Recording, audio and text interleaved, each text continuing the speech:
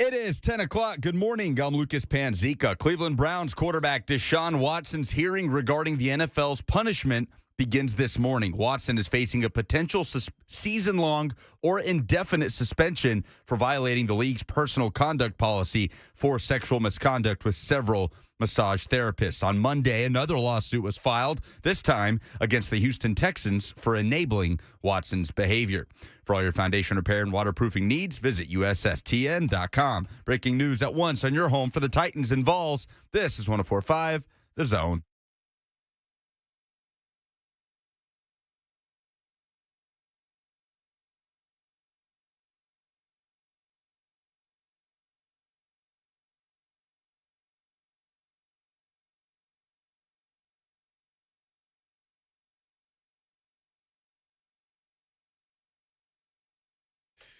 Good morning.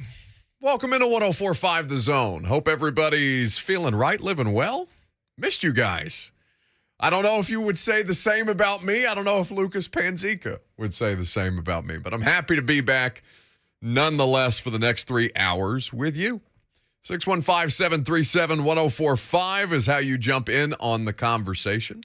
We'd be happy to have your questions, thoughts, opinions, concerns over the course of the next 3 hours. 615-737-1045. We got winners and losers of the sports weekend to do. We got prizes to give away for that as well.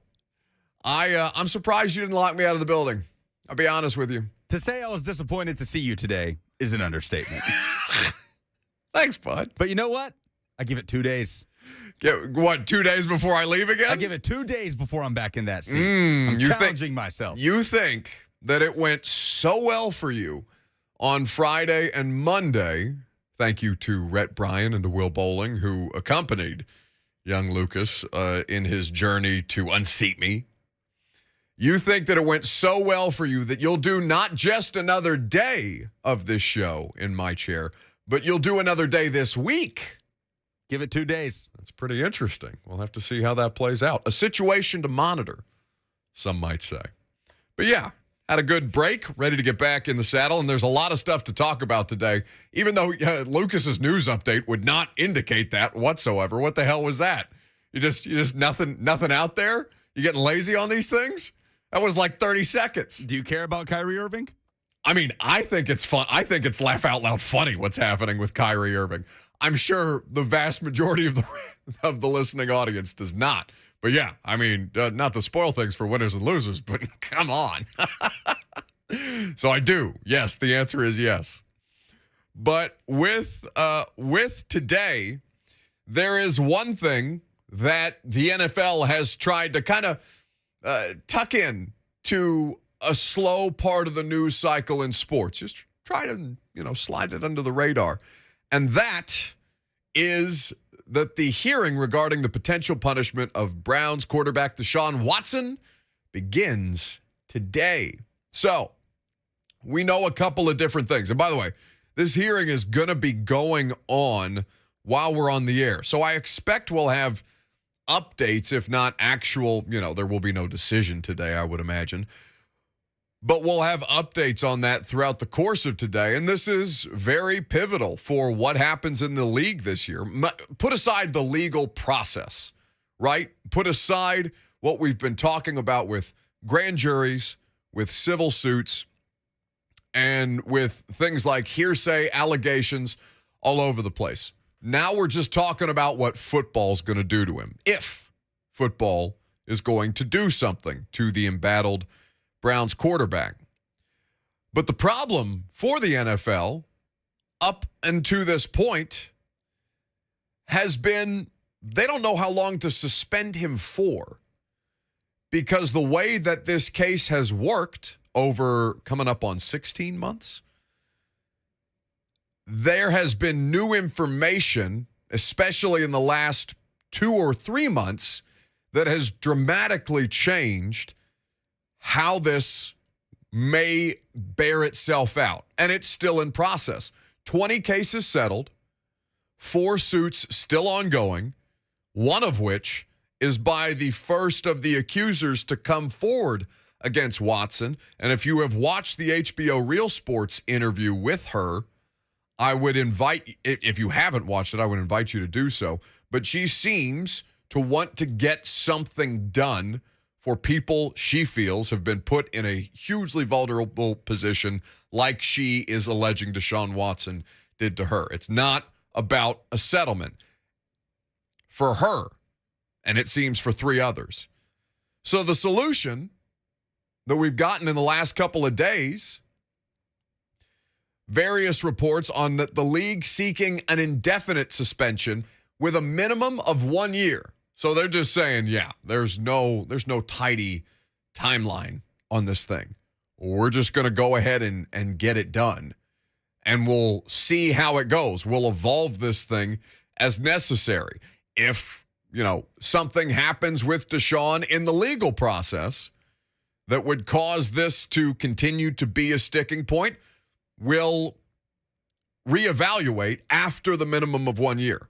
But they believe that he needs to sit for 1 year minimum after having not played in all of 2021. So it's a fascinating case that's going to begin today, the hearing with the NFL as they determine the punishment given the evidence in front of them. And it's a bit of an unprecedented day for the NFL. Roger Goodell is no longer judge, jury, executor, all of these things. That's been collectively bargained out with the new CBA. You now have Judge Sue L. Robinson, who is going to preside over the hearing. She's retired, but the NFL has brought her in, the NFL and the NFLPA has brought her in to be the person who comes up with these punishments, these different determinations. They're trying to outsource it and put less of the burden on Roger, because if he screws up this one, everybody's going to be looking at Goodell. Everybody looking at Dan Snyder right now as far as heads that need to roll in the National Football League. But it's a very slippery slope for Roger. So he's trying to get his hands as far away from this thing as humanly possible. He don't want to be involved. But we have no idea what this is going to look like. This is new ground for the league, for the players, for the unions. And to see how this kind of manifests itself, I think, is unprecedented as far as NFL history is concerned. There's never been a case quite like this. Oh, of 24 plus accusers? Well, 24 plus accusers. The two that were reported coming out of Atlanta never, I guess, ended up being filed. I remember there being two pending ones as well. I did not see an update on those. But yes, at final count, as of 10:08 Central Time on Tuesday, June the 28th, provided no new information comes out, which is not a given. Yeah, 24 civil suits, 20 of them settled, 66 women reportedly by the New York Times over the course of 17 months, when the quarterback is on record having said, about 40 in the last 5 years of my career. No, not quite. And then there's the Texans. Oh, buddy. I was on vacation, but it was impossible to miss this. The lawsuit filed against the Houston Texans alleging that the team enabled Deshaun Watson's behavior. We talked about the NDA that an unnamed person in the Texans organization had provided Deshaun Watson. We talked about the hotel space that the quarterback had been provided on behalf of the Houston Texans, whether they had knowledge of what did or did not go down in those hotel rooms. Who's to say that you would be fool enough to do this? And, maybe, because I don't want to be super skeptical on this. You think there's a possibility that they didn't know, the Texans didn't know what Deshaun's situation with massage therapists, the sheer number, anywhere close? Do you think they were they were thoughtlessly providing him a space with which to go have massages at during something like the pandemic, where that was not an easily accommodated deal? Because as soon as the NDA news comes out, I'm hugely skeptical that the Texans didn't have some idea of what could or could not be happening in those hotel rooms they provided. And in the lawsuit that comes out yesterday, also represented by Tony Busby, who represents every single woman that has alleged these things on Watson, in the lawsuit, there's information about Joni Hahn, who ran Genuine Touch, the massage therapy organization used by the Texans for all their players, about her expressing concern to the franchise about the fact that Watson is reaching out to unqualified strangers on Instagram, and she warned the franchise that this could lead to him, A, catching COVID, or B, getting sued. One of those things happened. Quote, despite having a full training staff available to him with the Texans, and despite having the services of a specified massage therapy entity, Genuine Touch, available to him, Deshaun Watson refused to have massages done at the Texans stadium and instead preferred to reach out to strangers on Instagram for massages. That's what the lawsuit states. So, you're shaking your head already. You're shaking your head already. He's going to fight this thing without question. An indefinite suspension, the players union, however gross he is alleged to have been, and, there is legitimate indications of at least some of these instances happening. If it's even half, it's still despicable behavior. The NFLPA cannot have the precedent of the NFL suspending players indefinitely. I don't know if such precedent exists. Did you text Dan Lust about this morning? Because I can't recall off the top of my head an indefinite player suspension. Lucas said he texted Dan, the sports attorney, this morning and hasn't heard back yet. I think Dan's pretty busy right now. I think Dan's being run through every sports talk radio station in the country, doing his own podcast and writing for his website. I saw him cited in Front Office Sports, which we're going to talk about a little later on as well. It is it's a fascinating thing. This is why the indefinite suspension is the league's preference, and it's why the NFLPA can absolutely not allow that to happen. They can't have the precedent of the NFL just saying, yeah, you're suspended 1 year minimum or until we say so. No. That's not how this is going to go down. We're going to talk about this with you this morning, 615-737-1045. The question that I want to ask you, and that I'd be curious to hear your opinion on, do you think Deshaun Watson has grounds to fight this indefinite suspension from the league? Let's put the legal stuff aside for the moment. We're just talking about the employer and the employee and what decision they're trying to make on his future. 615-737-1045. I'm Buck Reising. This is 1045 The Zone.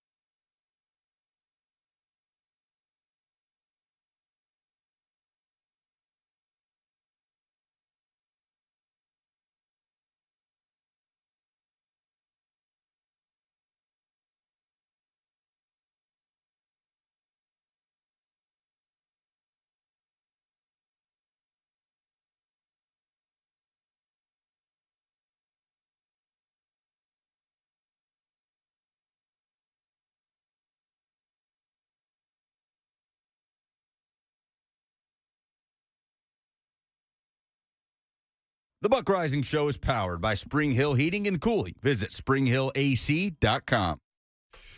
Welcome back on this Tuesday. Buck Reising here with you until 1 o'clock, talking about Deshaun Watson and the hearing that begins today with the NFL, a situation that we're going to be monitoring. I mean, hell, we've been monitoring it for 16 months. At some point, there's going to be a decision made, at least with the NFL. There's less hurdles to jump through. They just have to come to a conclusion based on the evidence and make a decision on the players on the field future. What happens to Deshaun Watson off the field remains to be seen. So we had Dan Lust on last week. Is that right, Lucas? Around Roger Goodell testifying in front of Congress on a different subject. A lot of legal stuff happening in the NFL right now. And I asked Dan what would become of Deshaun Watson having settled 20 of the 24 suits, because the NFL has said it won't factor into his suspension or his potential suspension that they end up handing down. But the legal side of things I find to be pretty interesting on that note. So I'll give you the big takeaway, which I know I've said on your show before.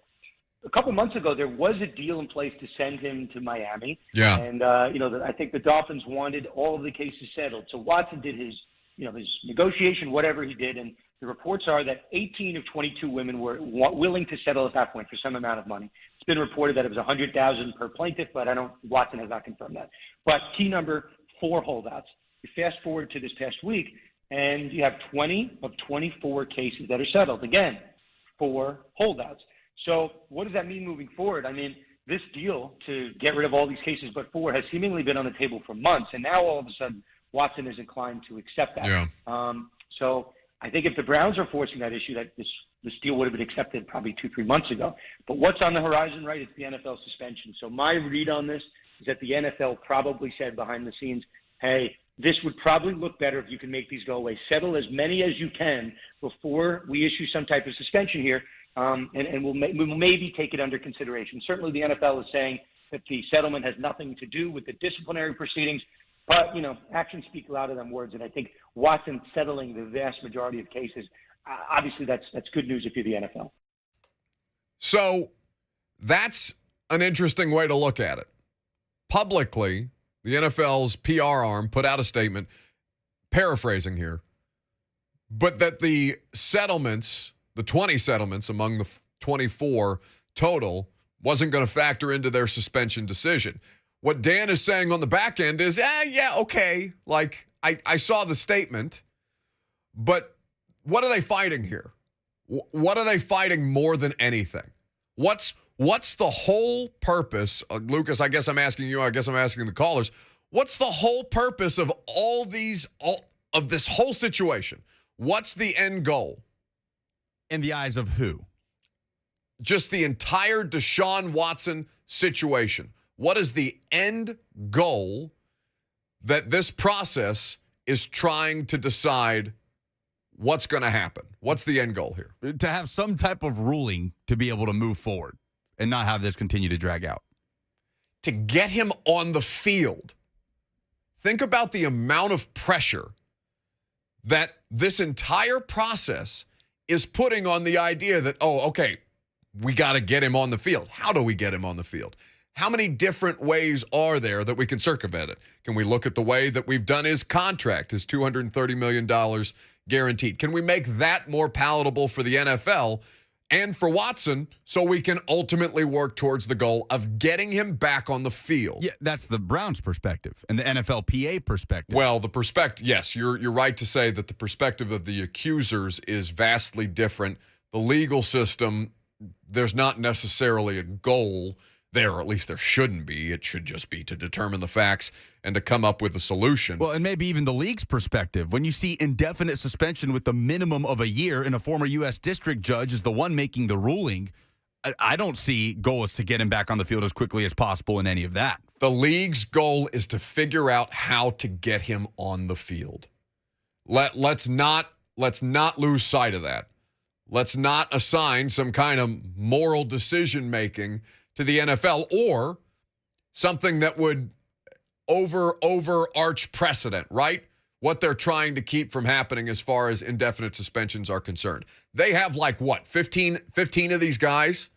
15 of these guys, maybe not even 15. Maybe, let's say, 10 to 12. They got 10 to 12 quarterbacks who are legit marquee draws.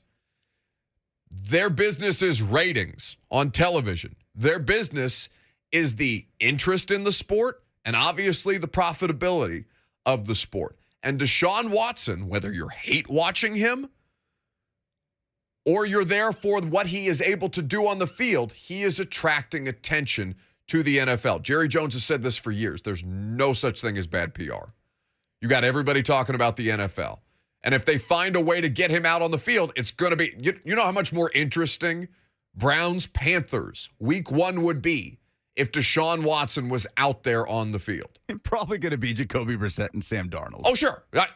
Think about that. If you're a league executive saying, week 1, what's our big Browns draw? Off-season Super Bowl contenders, maybe. They've had a little bit of a reboot. What is my marquee? Who are the names on my marquee? Jake Brisket and Sam Darnold? My guy out here seeing ghosts? No. We can't have this. We can't have this. Or at least if we got to have this, let's figure out a way to get this dude, this other guy, who we know is going to draw attention, onto the field. Let's not assign anything other than that to the league. Derek in the YouTube chat says, I miss real football so much. The story is insanely annoying and dragging out. Just suspend him and get it out of the headlines. Well, you think that you think that's what he should do. You think that he should just eat it, Lucas. You were seething on the phone. You were basically Derek on the phone this morning when we were planning out the show. You're sick of it. Yeah, I just wish he would just eat the suspension, except that you are not going to get a 0-game suspension. There's too much out there. There's too much to look at that and say, yeah, this is the guy who should get the biggest contract in NFL history and should be suspended for 0 games. What type of precedent does that set? Well, and Puka rightly, by the way, we'll get to the phone calls here in just a second, 615-737-1045 if you want to jump in. And you can also interact on the Zone TV chat. We're streaming live on Facebook, on YouTube, on Twitter, and on Twitch.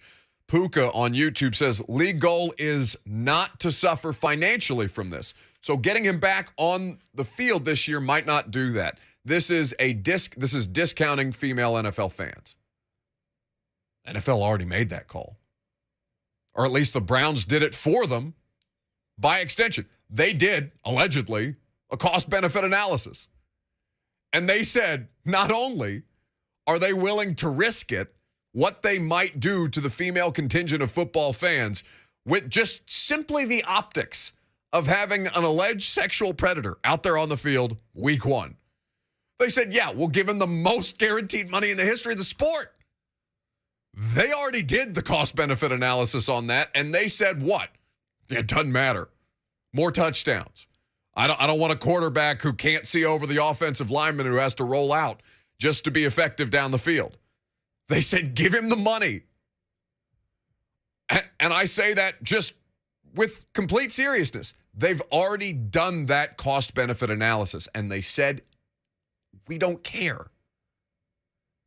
But I think it's interesting to see how this plays out, because I don't necessarily disagree with Lucas that he should just eat the suspension, whatever it looks like, and be done with this. Just fighting a losing battle, because all the reporting is saying they're still pushing for no games. Well, is it in fact a just utterly hopeless battle? Because you texted Dan about suspensions that have been overturned in federal court. We have a couple examples of these in the last couple of years. Brady took the league to federal court, ended up delaying the suspension, but had to eat it anyway over Deflategate. Zeke Elliott took the league to federal court, ended up being, I don't think it was the full 6-game suspension that he ended up having to serve over the domestic violence incident? Yeah, alleged by his former girlfriend. So Dan Lust told me that Zeke technically won his appeal in front of federal court, but then withdrew it for technical reasons. But that is the only precedent that Dan could tell me of a suspension being handed down by the NFL, taking it to federal court, and federal court overruling the suspension. But Zeke still took that suspension of 6 games in 2017. Is it worth fighting a losing battle? 615-737-1045. John in Nashville is up first. Hello, John. How you doing? I'm well, thank you. Man, I just want my take on this Deshaun Watson situation. I kind of find it very odd that as soon as he wants to leave Houston, that all these allegations just come out of nowhere. Like, it's very odd. The timing of it is very suspect. Well, and I'm not dismissing skepticism, but why the hell would they want to eat his contract just to keep him on the roster? They couldn't have gotten rid of him faster, no? Yeah. Why would the Texans want that out there? Yeah, I think that was the thing, because I know prior to that he had came out and said he wanted to leave because clearly all the good players was leaving. So it was like, who is going to be there to play with? It wasn't going to be nobody for him to there to play with. So I think when he voiced his opinion on like him wanting to leave, and then boom, here go all these 30 allegations of all these women, like out of nowhere, like out of all the years he's been there, like they couldn't have brought it up sooner. It just the timing of it is just suspect to me. Like that's my take on it. No, but I guess I'm trying to figure out what exactly is what are you alleging there, John? Because I don't see a party who this benefits for. Like, are you saying the Houston Texans did, or you're alleging that the Houston Texans might have done this once he was interested in leaving? Because that doesn't add up to me. You see what I'm saying? They just got sued. Well, after he decided he wasn't going to be on he didn't want to play anymore, and he wasn't going to be on the team anymore. So why care about his defamation of character on the team anymore? Well, because you have to pay him. You have to pay him.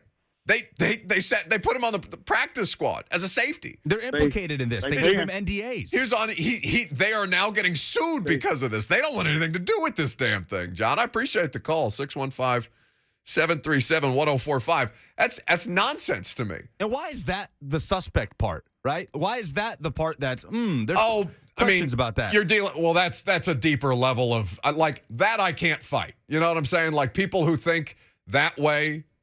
You understand what I'm saying? I understand what you're saying. I just can't fathom. So I guess my approach is, let me try and figure out, okay, what's your argument? Like, let me understand what you find suspect about this. Because I understand there's a lot of details here. A lot of details.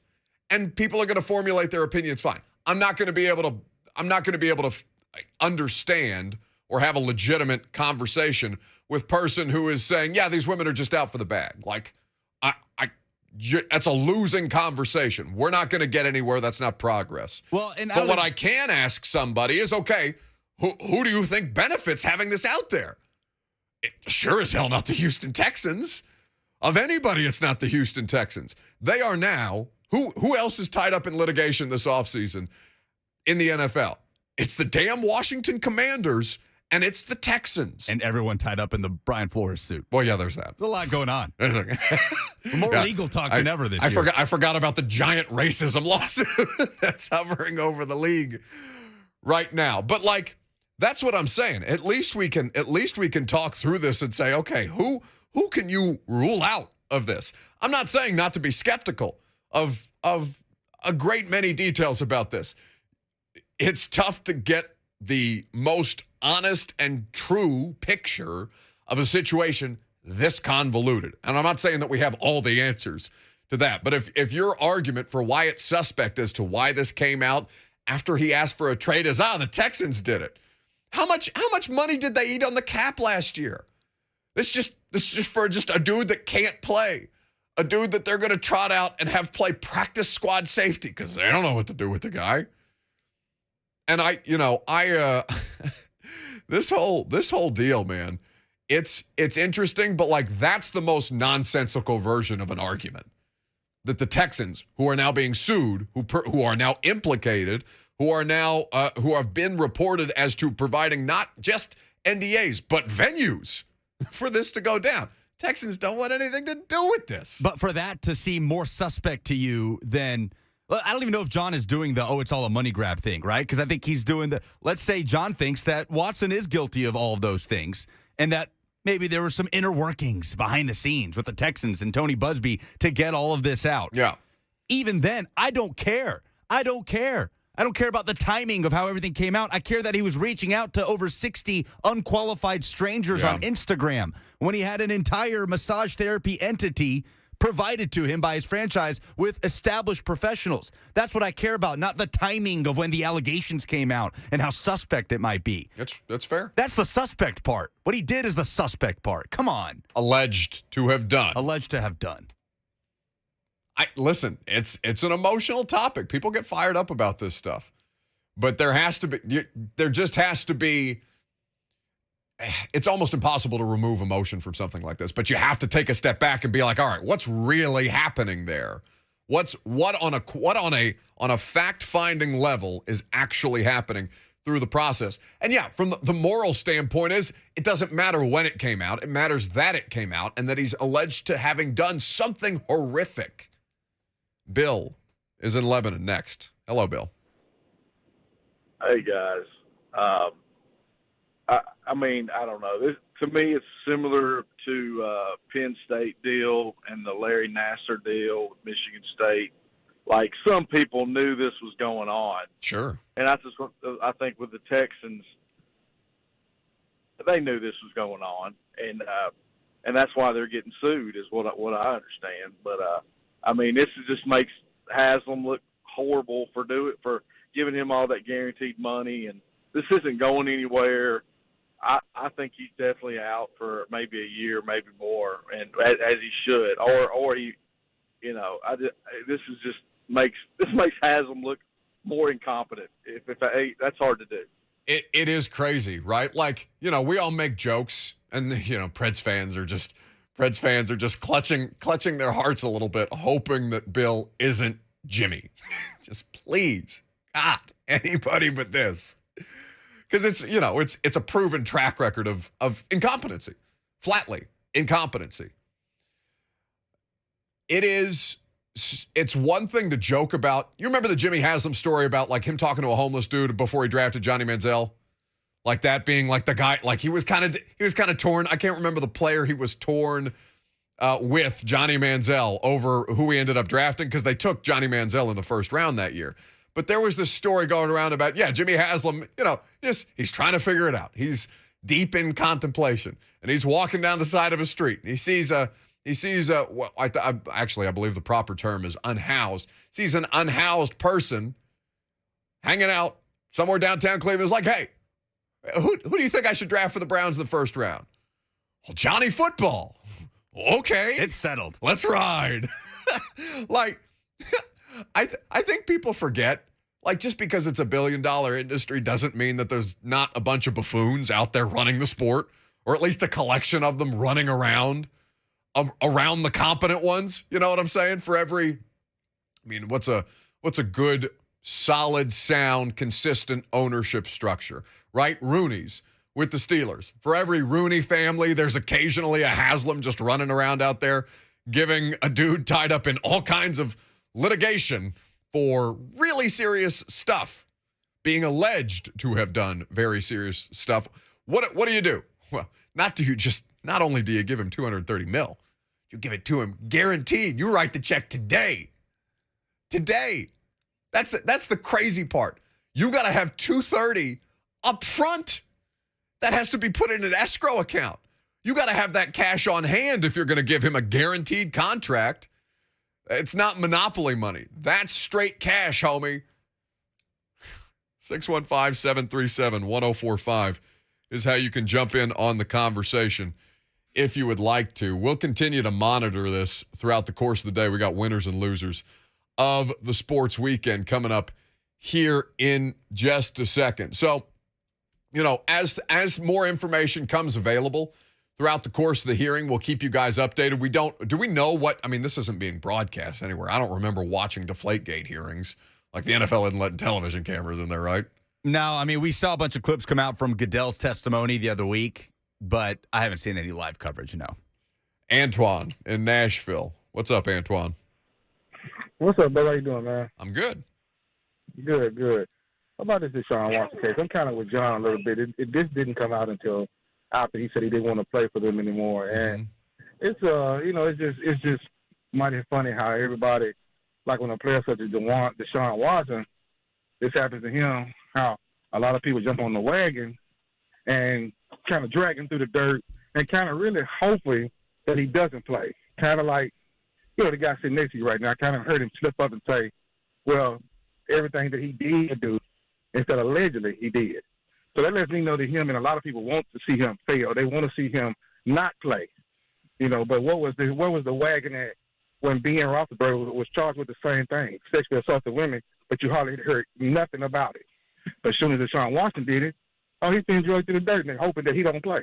Antoine, you're not wrong, but here, what's the biggest difference between Roethlisberger and Watson? Like just on face value, outside of the obvious, you know what I mean? Like, the obvious is there. That's what it is. It's sure, but you can't. I'm trying not to say it. No, but, it's okay. You can say race. Like I'm not right. pushing back on that. What I'm saying is what is the biggest difference there? Because I don't think it's necessarily the racial component. Well, everybody has their own opinion, but that is the total opposite. No. It's not an opinion, Antoine. Here's why I say that, because I understand with the same thing. I don't want to talk over you, Antoine. I'm just trying to make a point here that I think is worth hearing, because I value what you've just brought to the table. But the biggest difference to me, outside of race, and you cannot discount the racial narratives that come about with this stuff. When was Ben Roethlisberger's thing, Lucas? Do you have a date on that? 05, 06. Pre-Twitter. Yes. Pre-Twitter. Pre-iPhone. Pre-iPhone. Think about that. You want to know why it's oversaturated with Deshaun Watson content and conversation? Because it's so much more available. Again, I am not discounting the racial component there, but it is indisputable that this is being overcovered by so many outlets because we all are following it daily on social media. It's a constant part of the sports conversation. The NFL Network is running 24-hour programming. It has to fill it with something. The NFL is the biggest, baddest thing in the mainstream news cycle.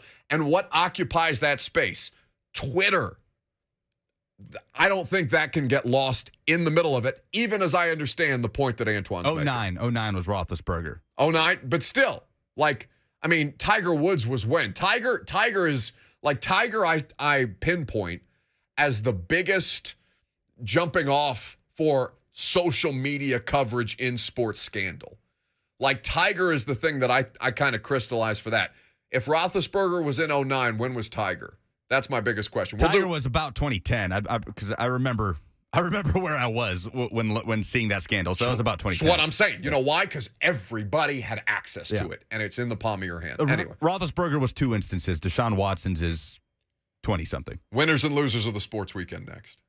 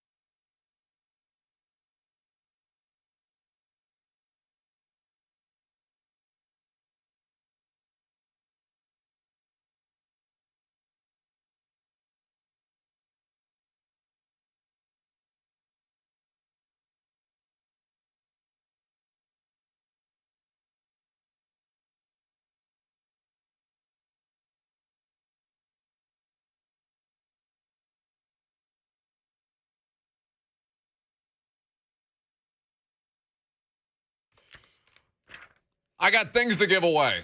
It's time to do winners and losers of the sports weekend. 615-737-1045.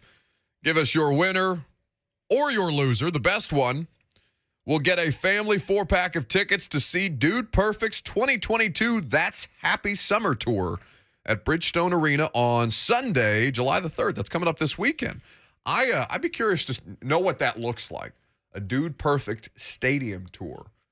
Anyway, you can get a 4-pack of tickets if you give us a winner or loser of the sports weekend. 615-737-1045. Quickly, Lucas, open up the circus tent. Quickly do it now. I scared him. He wasn't ready for it. Winners and losers of the sports weekend. My winner and my loser actually come from the same clip. One went up the trapdoor, the other went down it that you just heard. That lightning or laser sound. Anyway, I Am Athlete is the winner of the sports weekend. It's a very famous podcast at this point. They're getting all of the best active and former NFL guests, and they're breaking all of the news on this podcast. So, on the latest episode that's gone viral, they're talking with Julian Edelman, of course, on the championship teams with the New England Patriots, now retired NFL wide receiver. And they're talking about the season, ironically enough, since we're talking about NFL suspensions, they're talking about Deflategate and how Jimmy Garoppolo handled a situation while Tom Brady was suspended. This is the I Am Athlete podcast. This is Julian Edelman being asked about a Martellus Bennett quote. In New England, y'all do a great job of keeping things in-house and eliminating distractions, but don't mean that y'all don't have them. Oh, yeah. Y'all have them. Y'all just do a great job of keeping it close, right? Yeah. Can you read this for me? Let me pass it to my guy. What is this? Just read it. Going to jail. Here's the quote from Bennett. Bro, we lost 2 games. One of them was because Jimmy Garoppolo was being a bitch. He decided not to play right before the game. Jacoby Brissett came out and played with a fucked up thumb and played his heart out. But Jimmy was being a bitch about it all. Bennett said, That's why you can't win with a bitch for a quarterback, first of all. That was the thing with him. He didn't want to come out and do anything because his agent was trying to protect his body or some shit like that. Which, I can't fault him for that, but, like, you should have made the decision on Thursday. Now it's Sunday. Quote from Martellus Bennett. Said that about you?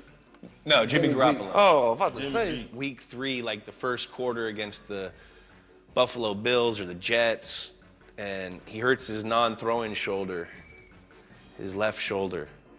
And Jacoby came in, led us to a win. And the next week, but in the game, Jacoby... Was that a big deal, like the non-throwing shoulder? I mean, I don't know. We're all football players here. But Jacoby broke it. He tore his ligaments in his thumb in the win against the Week 3 team. And so we go into Week 4, and, I guess, Jimmy was practicing and then, decided not to play. And Jacoby played with, no ligaments in his thumb, which you can't do that as a quarterback. You can't grip. And if it's your left, and a lot of guys got mad about it. A lot of guys got mad. I'm not gonna lie, I got mad about it. I sacrificed my body all day long. I was taking shots for this, numbing up that, ribs, broken ribs, shoulders, grade 3, hanging on by limbs just to play, And, I can understand why Marty thinks like that. That's Julian Edelman hanging Jimmy G out to dry. Well, by extension of a Martellus Bennett quote. So Jimmy G, also loser of the weekend. Winner, I Am Athlete, because they're breaking all the sports news. Loser, my goodness, Jimmy G. My winner of the weekend is former UAB head coach Bill Clark, who announced last week he is stepping down due to health issues having to do with his back. Doctors have recommended he have a spinal fusion. He is stepping away from the head coach at UAB. That might seem insignificant to you if you're not a college football fan, if you're kind of a halfway college football fan, but what Bill Clark did at UAB is one of the most incredible college football coaching jobs I have ever seen in my lifetime. UAB's program was dead. I don't mean it was bad and they were losing 2-3 games a year. I mean it was dead, done and dusted. They were removing the football program from the university. It's a crazy story to go back and look at the details on that. I remember very distinctly when that happened. It was 2014 that Bill Clark took over as the head coach at UAB. That program had not made a bowl game in over 10 years. In year one, 6-6, they go to a bowl, and then they pulled the rug out from under him and say, sorry, football program going into the grave. Bill Clark scratched and clawed, talking to politicians, talking to boosters. He found a way to bring back football at UAB and then proceeded to go 8-5 when the program was resurrected in 2017, 11-3 and a conference champion in Conference USA in 2018, won another conference title in 2020 and finished 49-26 in his tenure at UAB. Bill Clark is stepping down. Best of luck to Bill. He is my winner of the weekend for the incredible job that he has done at the University of Alabama, Birmingham. All right, now take a breath and give me your loser. My loser is Billy Napier. It's been a rough week for Florida head coach Billy Napier. I on the can't recruiting wait trail. to talk about this, man. I've been out a couple of days. Talked about it some yesterday, but just to keep it brief, he lost four-star offensive lineman Roderick Kearney and four-star linebacker Pup Howard to FSU this week. He lost four-star quarterback Jaden Rashada to Miami also this week. High-profile in-state prospects going to other schools in Florida. How at fault is he? Truthfully, I don't know. But unfortunately for him, that doesn't matter in the eyes of the Florida fan base. He's already penned an open letter to the Florida fan base, talking about his staff's commitment to making Florida great, that the fans are a big part of it. They need their support. He hasn't coached a game yet. That's something you see from a coach on the hot seat. Billy Napier, I think, is giving Florida fans Dan Mullen vibes, and maybe to no fault of his own right now, given what advantages he may or may not have in the world of NIL. He is, unfortunately for him, my loser of the weekend. Let's do it this way. At Buck Reising on Twitter. We'll get to your phone calls here in just a second. 615-737-1045. Are you doomed as a college football head coach if you're already having to pen open letters to the fan base? We can put that on the poll for people to vote on before coaching a game. Yeah, that's a very important point. Before coaching a game, are you already doomed if before you've coached a game you're already writing open letters to the fan base? All right, so give us your winner or loser of the sports week. We will give you a family 4-pack of tickets to see Dude Perfect's 2022 That's Happy Summer Tour at Bridgestone Arena on Sunday, July the 3rd. Your phone calls on this next.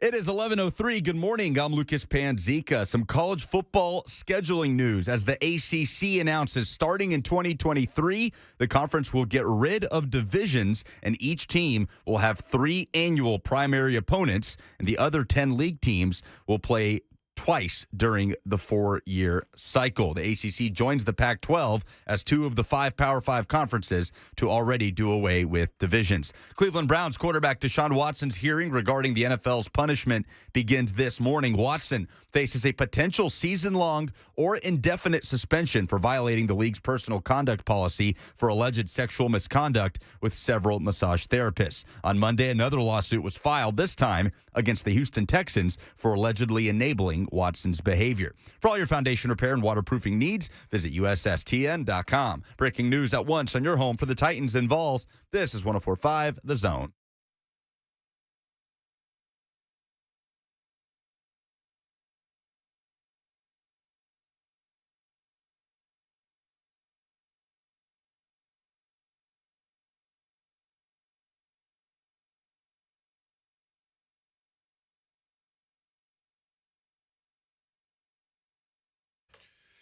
Hour number 2 off and rolling on a Tuesday. Welcome in to 104.5 The Zone. We're happy to have you here. We being Lucas Panzika, myself, going to be joined in studio in just about 15 minutes by Bishop Marcus Campbell, who's got a really, really cool program going on in North Nashville that he's going to share a little information on and what you can do to help support kids in the local community who are trying to find things to do during a time when there are no school programs available. So looking forward to having the bishop in studio in just about 15 minutes from now. 615-737-1045, that's the number.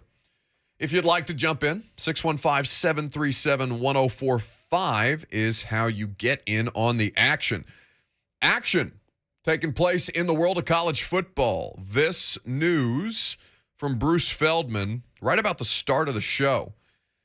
The ACC, as you heard in Lucas's update, starting with the 2023 season, will get rid of divisions, and its new 3-3-5 scheduling model will go into effect.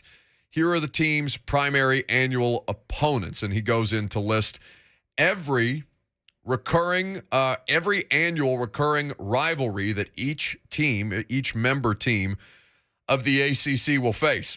So you got 3 primary opponents every year. You've got the other 10 league teams twice a year during the 4-year cycle, and once at home, once away. Now, they are the second Power 5 conference to do away with divisions. Pac-12 did it, instantaneously when this decision was made by the NCAA not that long ago. It's been a couple of months at this point, but the Pac-12 says, yeah, we're good. Move on from the divisions. We'll figure it out another way and put together their scheduling accordingly. ACC is the next Power 5 conference to join this trend, and they're doing it. They've got the schedule through 2020, from 2023 through 2026 already, as far as the recurring opponents are concerned. I find all this pretty interesting, mostly because, the SEC, in looking at their new scheduling model, is exploring a couple of different opportunities, something that they talked about at the spring meetings not that long ago. I think it's probably going to be a big part of SEC Media Days coming up in, less than a month? Yep. Right now. Is 3HL going to SEC Media Days? Yes. Okay. I'm not going to SEC Media Days, are I? No. Okay. Are you? No, I'm actually going to be in your seat July 21st, the day Josh Heupel speaks to media. Oh, that's right, because I'm not here. I'm on vacation. Anyway, I think that's probably going to carry a lot of the freight outside of coach talk about your schedule type stuff. Now your schedule it takes on a whole new life of talk about questions. Yeah, 8 versus 9 games. Something to keep in mind that the SEC is exploring. The difference being, I think the biggest difference in what the ACC is going to do and what various manipulations of scheduling the SEC is considering. The ACC is such a weirdly constructed conference right now. Boston College, Miami, Pitt, Syracuse, Clemson, Florida State, Georgia Tech, NC State, North Carolina, Duke, and Syracuse. Virginia Tech in there as well. Wake Forest and Pitt rounded out. Geographically, I mean, where Virginia and Virginia Tech, Florida State and the U, Duke, North Carolina, what are the other major geographic rivalries that exist in the ACC?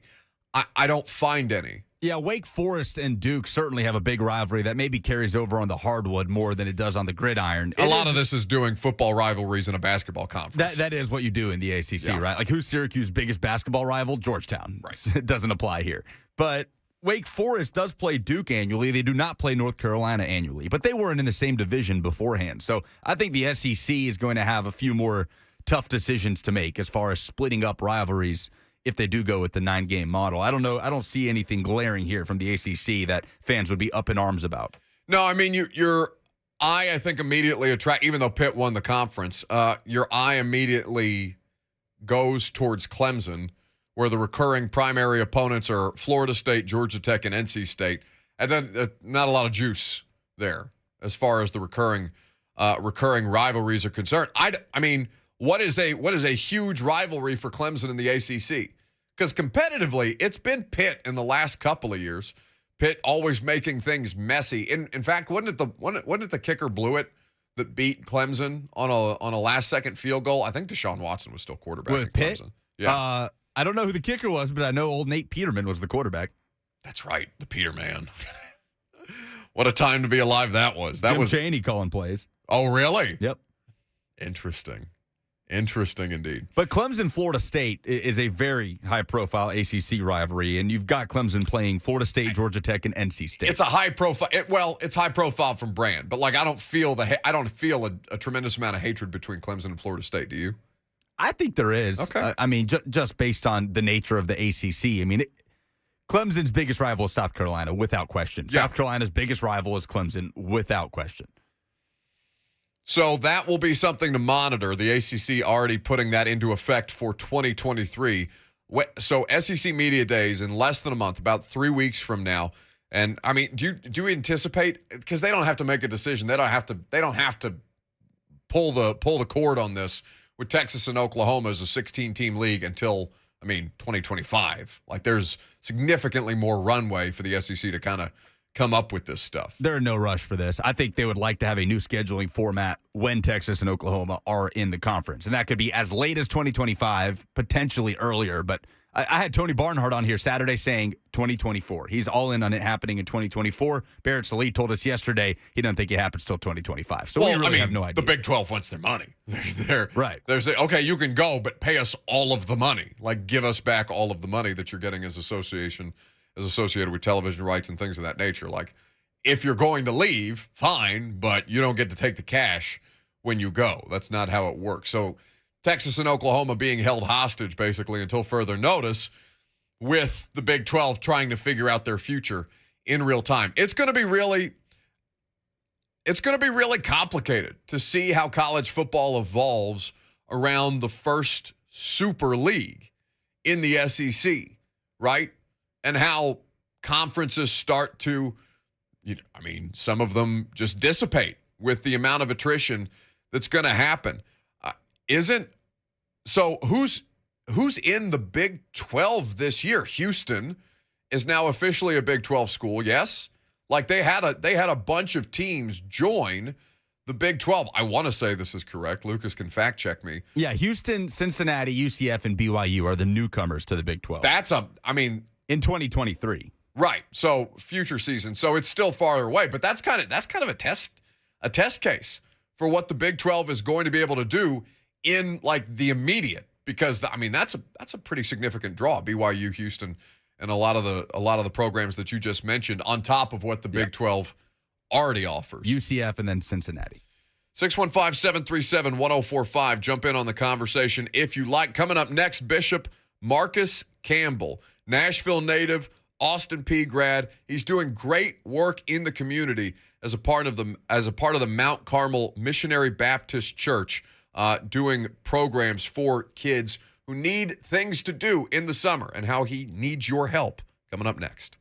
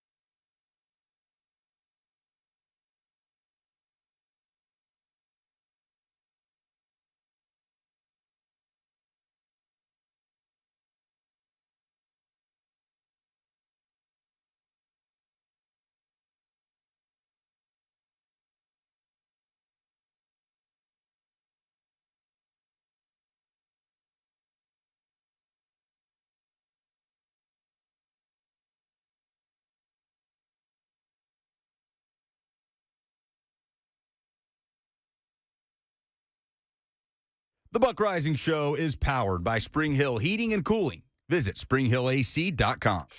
Welcome back. Buck Reising here with you until 1 o'clock, 615-737-1045. You can jump in if you like. We got a couple of guests in studio, Miss Stacy and Bishop Marcus A. Campbell, kind enough to give us some of their time of the church at Mount Carmel here locally in Nashville, doing a lot of great work in the community that we're happy to hear a little bit more about and see if we can't get people involved to help out for a great cause. But happy to have you in, Bishop. Thank you for having us. I really appreciate it. Absolutely. So the story that I saw on News Channel 5 of the summer camps that you guys are operating on purely a donation basis, it kind of blew my mind. I had no idea that something like that was operating in my community and doing so with just purely donation driven. That's insane to me. So I wanted to bring you in to hear a little bit more about the story, how you guys got these programs started and what people can do to help, because it's a really, really great cause. The summer camp started 17 years ago when I first come in as pastor at the church. I've always been this kind of pastor. I want to go outside the walls and meet the needs of the people. And I found out the kids in the housing community in that area during the summer didn't have a lot to eat. So we wanted to make sure we played a part in keeping them fed during the summer. So we teamed up with Metro Action. We done the free breakfast and free lunch program where they were supposed to come for breakfast, go home, come back for lunch, and then go home. But the parents dropped the kids off thinking we was a summer camp. And I had 75 kids there with me with no parents around. No kids know how to get home, don't know any phone numbers. So I'm like, God, I don't have the money to do this. Yeah. And I want to, but I don't. And it just came in my head, 2 fish and 5 loaves of bread. So when the parents picked the kids up, I said, look, bring them back tomorrow. We'll keep on going. I can't imagine what a relief that must be for the community, given, how hard people have to work, how much of their time it consumes. Many people in that part of the city working multiple jobs to make sure that they can provide that respite, especially when kids are out of school. It's such a burden on a family. It's an incredible thing that you guys are providing, and easy to see how the need could mount very quickly given just the amount of need over in North Nashville. Yes, that amount of money for kids during the summer with programs charging $75 to $150 per child is very taxing on some of these parents that got 3 and 4 kids. So we just wanted to make sure that we met the need of the family to help the parents be able to provide food and clothing and shelter for their kids without worrying about where they can go to during the summer or worrying about losing their jobs because they have to take off to be with their kids for the summer. So we created a summer free camp. And we've been doing that for 17 years, and it grew into the monster that it is now to where we service 200 to 234 kids every day at the camp. And we provide breakfast, lunch, and a snack. We provide free field trips where we pay for it to the Science Museum, the zoo, the aquarium in Chattanooga, the Tennessee Museum. Well, you name it, we take them, skating ring, we do all that. But it's out of donated, driven money that helps us take these kids somewhere. And these kids probably wouldn't have done anything for the summer, but since they're there, we want to make sure they have the best summer that they could have with us. Bishop Marcus Campbell in studio with us, the church at Mount Carmel. United for Our Youth Summer Enrichment Camp is the Facebook group that you can go to find out how to donate. Many of the items and things needed to make sure that this summer camp can operate uninterrupted. Bishop, what specifically are you looking for from people? Money is the obvious, but is there something material that people can bring that you haven't necessarily been provided throughout the course of the donation, especially this summer? Just a continuance of water, juices, individually bagged snacks like chips or fruit snacks. Miss Stacy, we could turn on your microphone if you like. She said no. Come on in here and talk. That's okay. You can say. Because she's the brains behind everything. Lucas, you want to turn on her microphone just so we can hear? Come on, Stacy. Oh, she's. Go ahead, Miss Stacy. It's all right. It's not that bad. Yes, it is. But we are also in need of plates, toilet tissue, toiletries like that. just to ensure we can make it through to July 29th, which is the last day of our camp. That would be the entire summer. And so in making sure that they have a safe place, we want to make sure that they're healthy as well. So we're able to disinfect, to sanitize, to have toiletries for them, as well as things for them to eat and eat on. So Look at that. anything will help. You're better than me. You just knocked it out the park. How about that?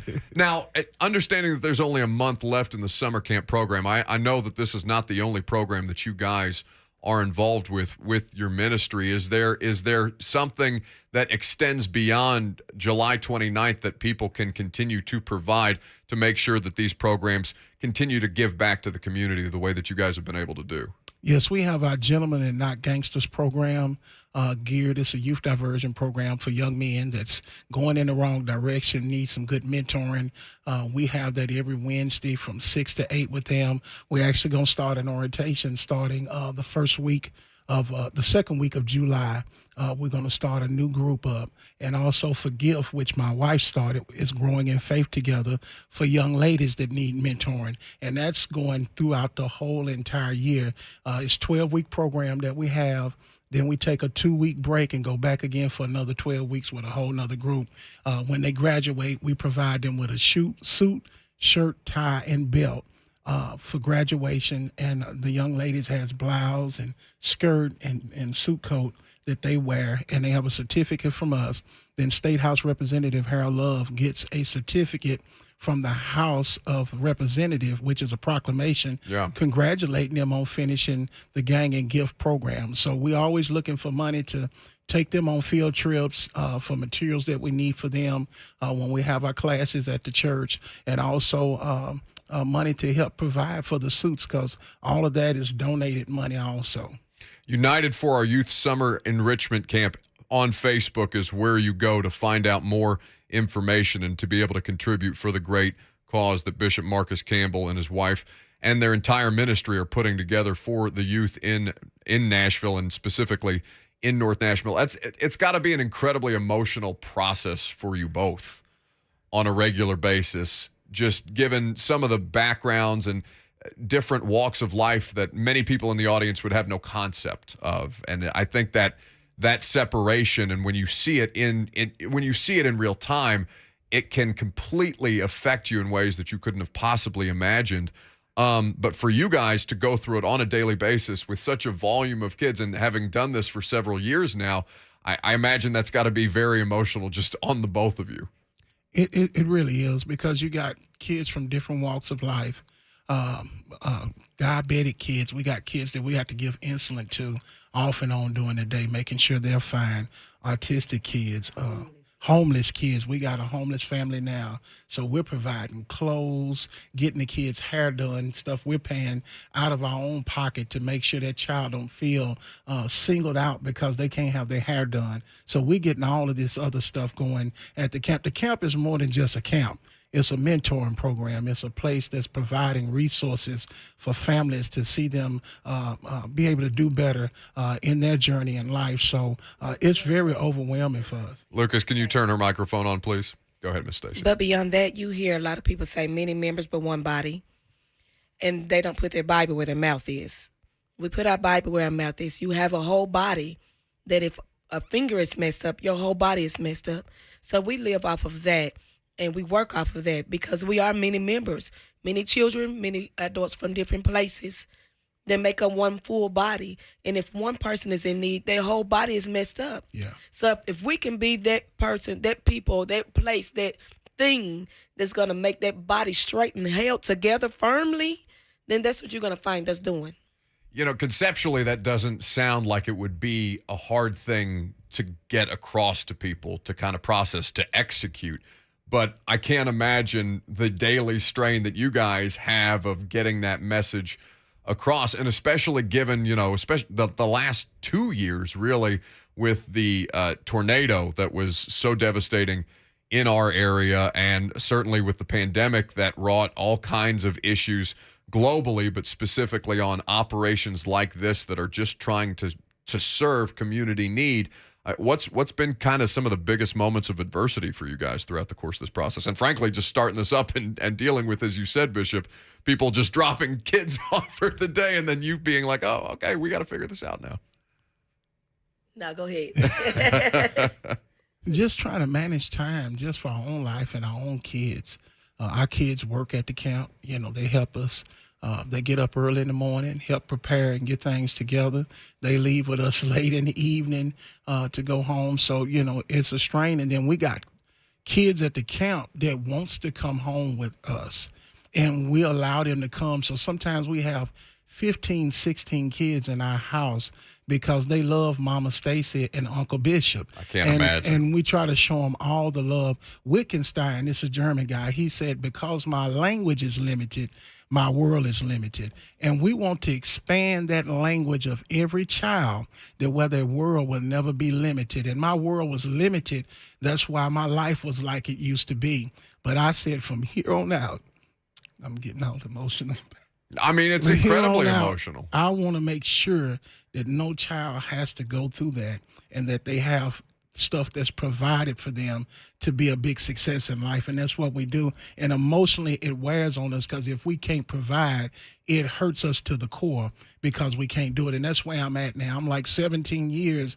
We've been doing it, and it's getting a little harder off of getting donations. So I need partners, not only to partner this year, but I would love people that say, hey, you know what, I'll partner next year. I'll partner the year after that. Security as far as the sustainability of the programs that you guys offer. Yes, sir.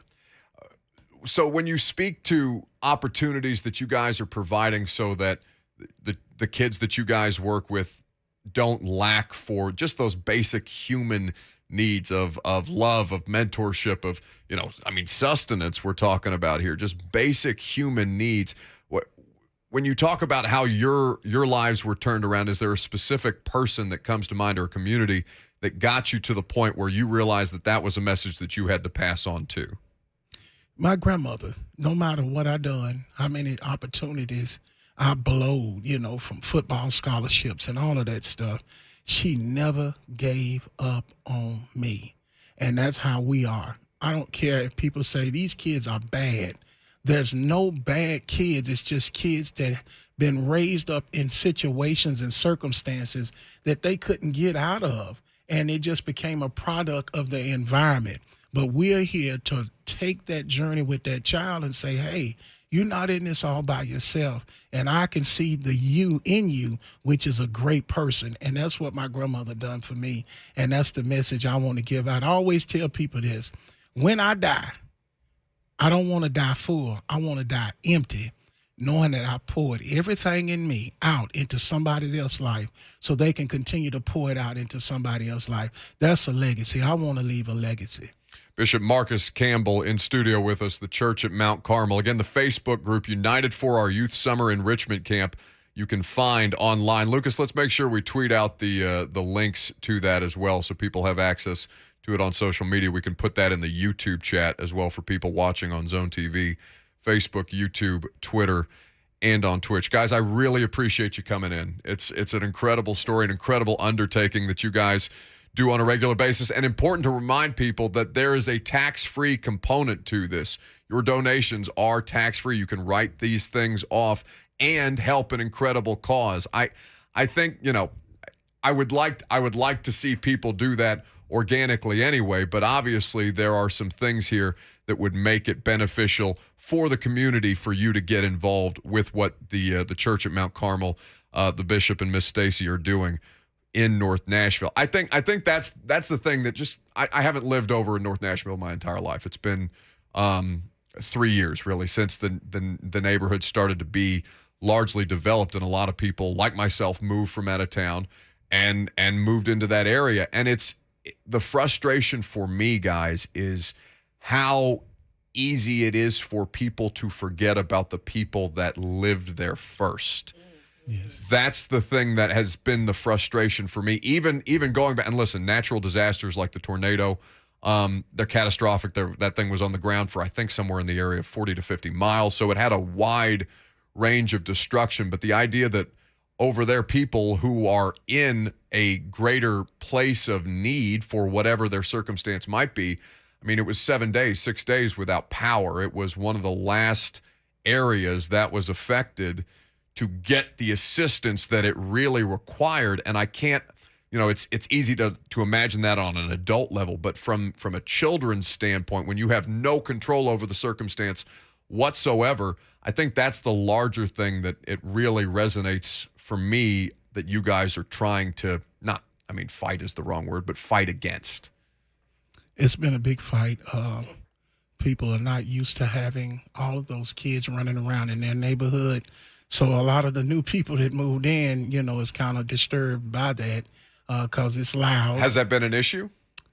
Yeah, it's been a little issue. It's unfortunate to hear. Yeah, but some have came over to talk, and we was able to, kind of see each other's side, and it has gotten better. But it's an issue where, they don't like all the noise. They talk about the trash, but we do make sure we clean up at the end of the day. Make sure we get all the trash up. But, I would look at it as, man, they're doing a great job to provide a place for these kids to go to be safe during the summer. And the kids are being loved. So everybody don't look at everything the same. And I try to look at the better side of every picture. And I just wish some kind of way, and I'm working on it, to do a neighborhood social in that area to bring all of us together, the original North Nashville to everyone that's moving in now, to bring us together to just say, hey, we're a community again. I miss that because I grew up right there on that street next door to the church. My grandmother raised me in that house. And I remember the market man coming around, and all the little ladies in the community would come out and buy fresh fruits and vegetables and swap, recipes. I miss that community environment of love, and I wish we could get that back, to where we can all just come out and just commune together in some sort of way. I know everybody has busy lives, but there's nothing wrong with just, hey, how you doing? Love you, hope to see you later on. You cut your grass, come over here and talk to me or whatever. I miss that, and I'm just a guy that loves everybody, and I want everybody to get along, and I'm really, truly that peaceful person. Anybody tell you I'm humble and I'm peaceful, and I hope that I can pour that into my community. And you be listening out because I'm gonna let you know. I was about to say, listen, you got our contact information. The only promise that you guys gotta make for me is, one, that you're gonna keep doing what you're doing, but two, that I get to come to this neighborhood social event. Yes. Because I wanna be a part of it. I think that's the thing that you kind of see when areas grow. It can become more fractious just because people are moving in that have existed in that neighborhood for, going back generations, people moving from different parts of the country that may not understand the dynamics of the place that they're getting ready to move in. That's the thing I think that, that catches my attention. And again, I don't speak to this as somebody who's even a Nashville native or a North Nashville native, just observations from living over there. It's just a simple conversation that I think people seem unwilling to have, but once they have those conversations, you are infinitely more comfortable and at ease and just, communal, the sense of the word, the root of the word. And I so appreciate that you guys are working to that effort and to that cause. The Church of Mount Carmel, Bishop Marcus A. Campbell and his wife, Stacy, kind enough to give us time here in studio. The Facebook page, United for Our Youth Summer Enrichment Camp. Online, we will, again, put out the links to that so people can get involved who don't necessarily have access through Facebook, but we'll get you on some other social media platforms as well, anywhere that we got the reach for it. I so appreciate you guys coming in studio. Thank you for the time. And, this isn't the last time that we're going to see each other. I can promise you that. Thank you so much. I really appreciate you all. All right. We'll continue the conversation.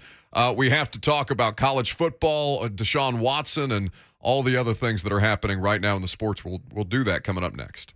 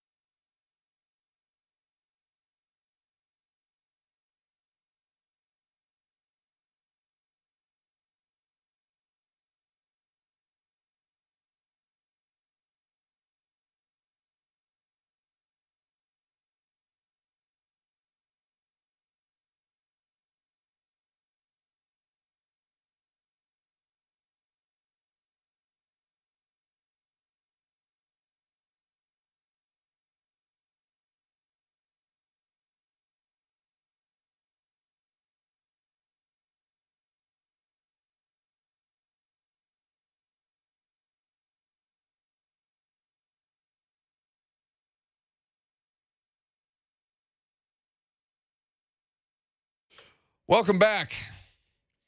I'm so glad that we get to do stuff like we just did with Bishop Campbell and his wife in studio. I think we need to, especially during the summer, we need to make that recurring on a weekly basis with people that are doing great work. We need to hit up our buddy Stephen Young at Home Street Home to speak. I mean, Bishop Campbell saying he's working with a homeless family. I can't imagine what it is like to be unhoused in the summer in Middle Tennessee, especially with the triple-digit temperatures that we've been dealing with. So maybe we can do that on Tuesday on a regular basis, Lucas? Yeah, for sure. That'd be great. With Bishop Campbell, it's something you don't really think about, right? What kids are doing when they're not at school in the summer. Kids that have something to do every day at school, what those families are doing in the summer. Well, buddy, I think we are prisoner of our own circumstance because you and I don't think about what kids are doing during the summer because we don't have kids. And there's a bunch of parents with their children in the car right now at 11:46 a.m. that are looking around and be like, I don't know what to do with them. Somebody take them, please. Just give them an iPad or somewhere to run. Go let them run around in a park for a hot sec. I don't know. Do they have play? I mean, I assume I almost said, do they have places like dog parks where you can take children? And that's just parks. Just an actual park. That's just parks. All right. Excellent job by 615-737-1045. Again, we will make sure that those links are available for you on social media so you can find out how to donate. So we have a lot of things in sports that we need to talk about. I feel that I have many things to say about stuff that I missed, but I haven't been able to talk about it because I've been on vacation. Puka writes on the YouTube chat, to heck with college football, let's talk about that vacation. So I got a little bit of a problem here because I called Lucas on Saturday, all right? I was off, Friday. We left Thursday night. So let's say Thursday night through yesterday because I did prime time at 8 p.m. So Thursday to Monday afternoon, basically, I'm on vacation. I called you on Saturday, and what was the first thing that you said to me? Not a greeting, not hello, how are you? Not, are you okay? Do you need something? What did you say to me? I said, why the hell aren't you enjoying your vacation? As soon as you called me, I knew. I said, he either came back early or he wants to talk about some topic to somebody for next week. No. Enjoy your vacation, you psycho. I came back early. I was going, Dara obviously went with me. We got a little stir crazy. Like, I'm not somebody who enjoys vacation. Is that a terrible thing to say? You enjoyed your time in Egypt last year. Well, that's different. And that wasn't really a vacation. That was 48 hours of flying for 48 hours total in Egypt to go see my family on the bye week and then to come back after I've never felt worse physically than after that. What was that? I mean, that was our friend Madison Blevins' wedding, a midnight flight to Boston for a game that I was going to cover the next day, the Patriots. Foxborough itself, a hellhole, just in terms of logistics. Leaving from Boston, flying back to Nashville, doing the show on Monday, going back to the airport from the studio, and then flying 22 hours to Cairo. So that was fine because I saw my family, but not necessarily a vacation. I don't think I'm somebody that's fun on vacations, which is a terrible thing to say. Do you know, I told Lucas on the phone this morning because it was something that my girlfriend said to me when we got back. And she was cool with coming back. I think, I'm kind of miserable to be around, though, in these settings because I don't know what to do with myself. I'm one of these people that puts way too much of their identity in what it is that they do for a living. And I got a great gig. Like, I maintain nobody has a better job in the world than me. I get to go to NFL games all over the country. I get to cover the NFL. I get to talk to cool people. I get to host my own radio show. Nobody's got a better gig than me. So, yeah, it's fun. But also, I don't ever take vacation except for these 6 weeks, and I can't even get myself to take the full amount of vacation that I've allotted. We came back, Lucas, on Saturday. Dara looks at me and goes, I'm just not sure if you had fun or not. Not what you want to hear. Which is a terrible thing to say. but also a terrible thing for somebody else to have to be around. So I maintain, like, there are terrible people in the world, all right? There are, racists, there are homophobes, there are misogynists, there are terrible people in the world. On the next tier down of bad people are the people who are not fun to vacation with. I maintain that to my core. And I think I'm one of those people, which is a terrible thing to have somebody bring to your attention. Let's see if you fit any of these. We asked, who is the worst type of person to vacation with? So we'll go down the list, and we'll find out if you are actually one of these people. Puka says they complain there are no fast food restaurants on the island. I did not do that, no. Now, I didn't complain. Chet says someone that complains about everything. I mean, I'm literally paid to complain about everything, so yeah, that's me. I'm that guy.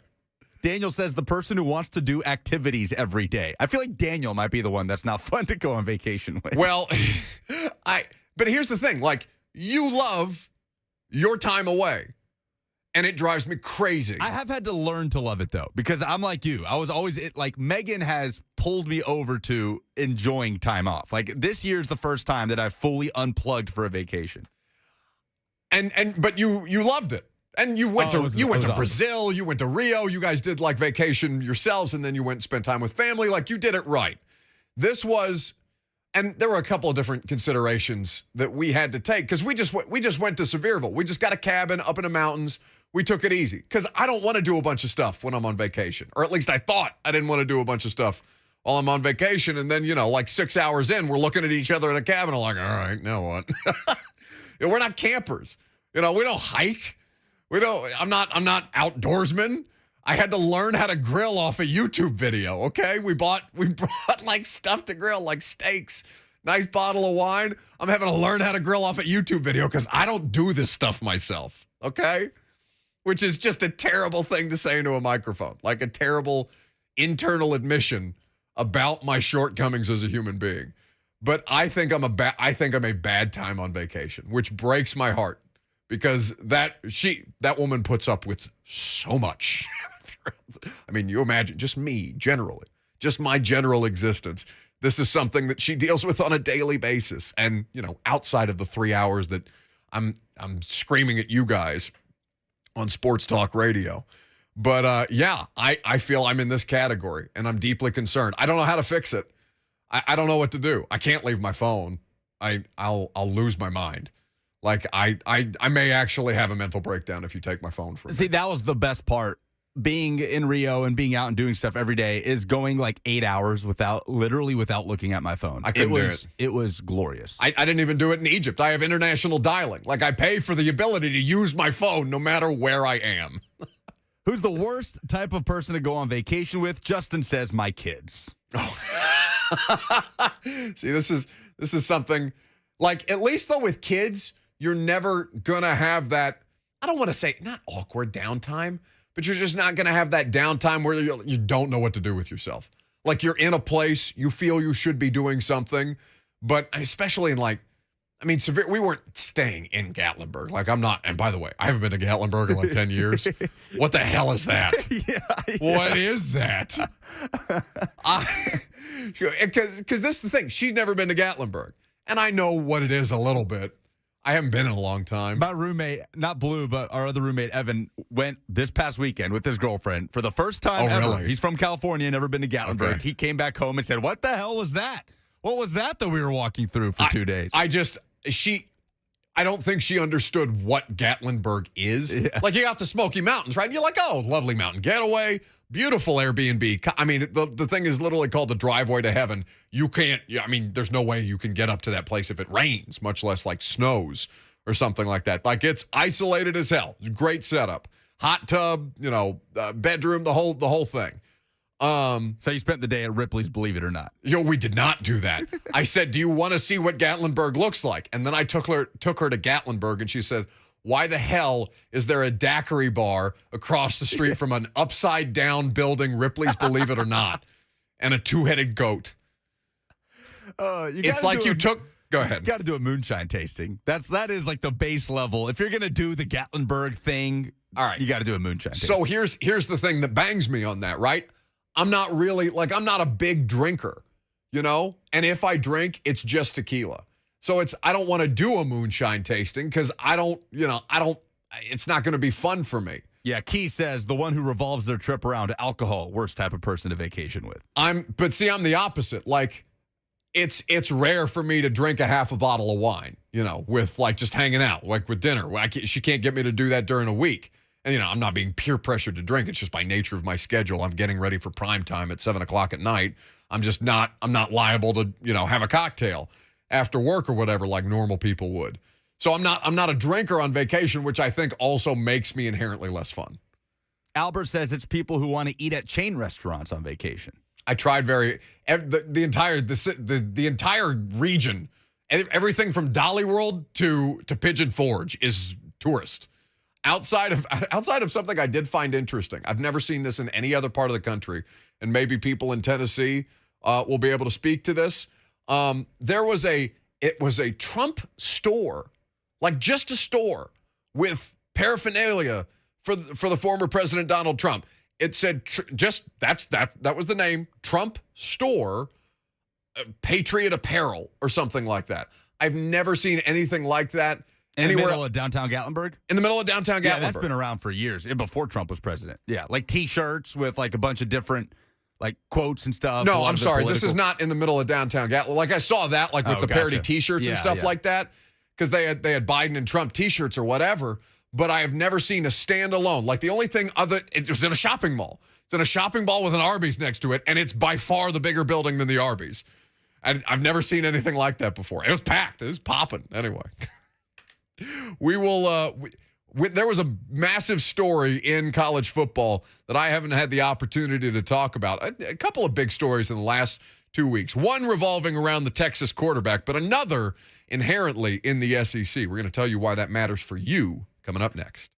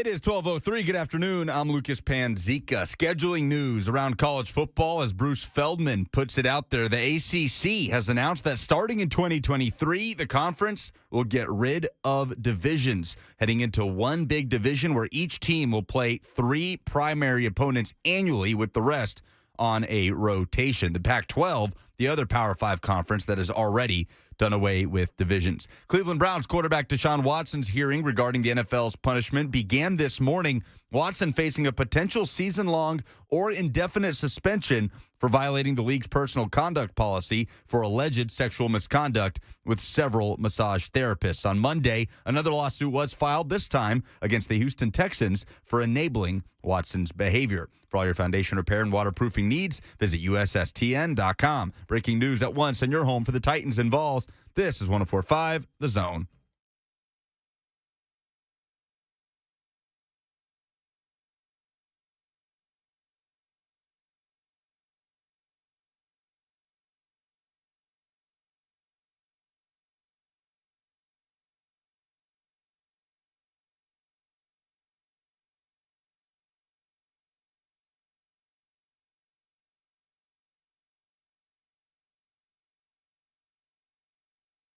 Final hour already here on this Tuesday. Welcome in to 104.5 The Zone. Welcome back if you've been hanging out with us. Happy to have you. Lucas and I are making it happen. Well, Lucas more than I. We've relegated him back to the shadows of the production studio. I maintain my seat for at least another, or at least the foreseeable future. I can't speak to what the rest of the week even will hold. 2 days. But for now, we're here to stay. 615-737-1045. Jump in if you like. 615-737-1045. So, a couple of big stories in college football in the last couple of days. We already talked about the ACC doing away with divisions, what that may mean for the SEC as they consider potential implications of their either 8-team or 9-team SEC regular season schedule. Something to keep in mind. But a program that's been interesting, particularly in the East, to me, and really only interesting by nature of the coaching change, what they were able to do in said head coach's first year on the job, and what they were able to do with the parts that they have or frankly didn't have. That's South Carolina. Now, Shane Beamer is apparently, good charisma. I've never talked to Coach Beamer myself personally. I've just seen clips of his press conferences. He seems to have good energy in them. At least he seems willing, which is all I can ask of people doing media availability more. Just seem willing.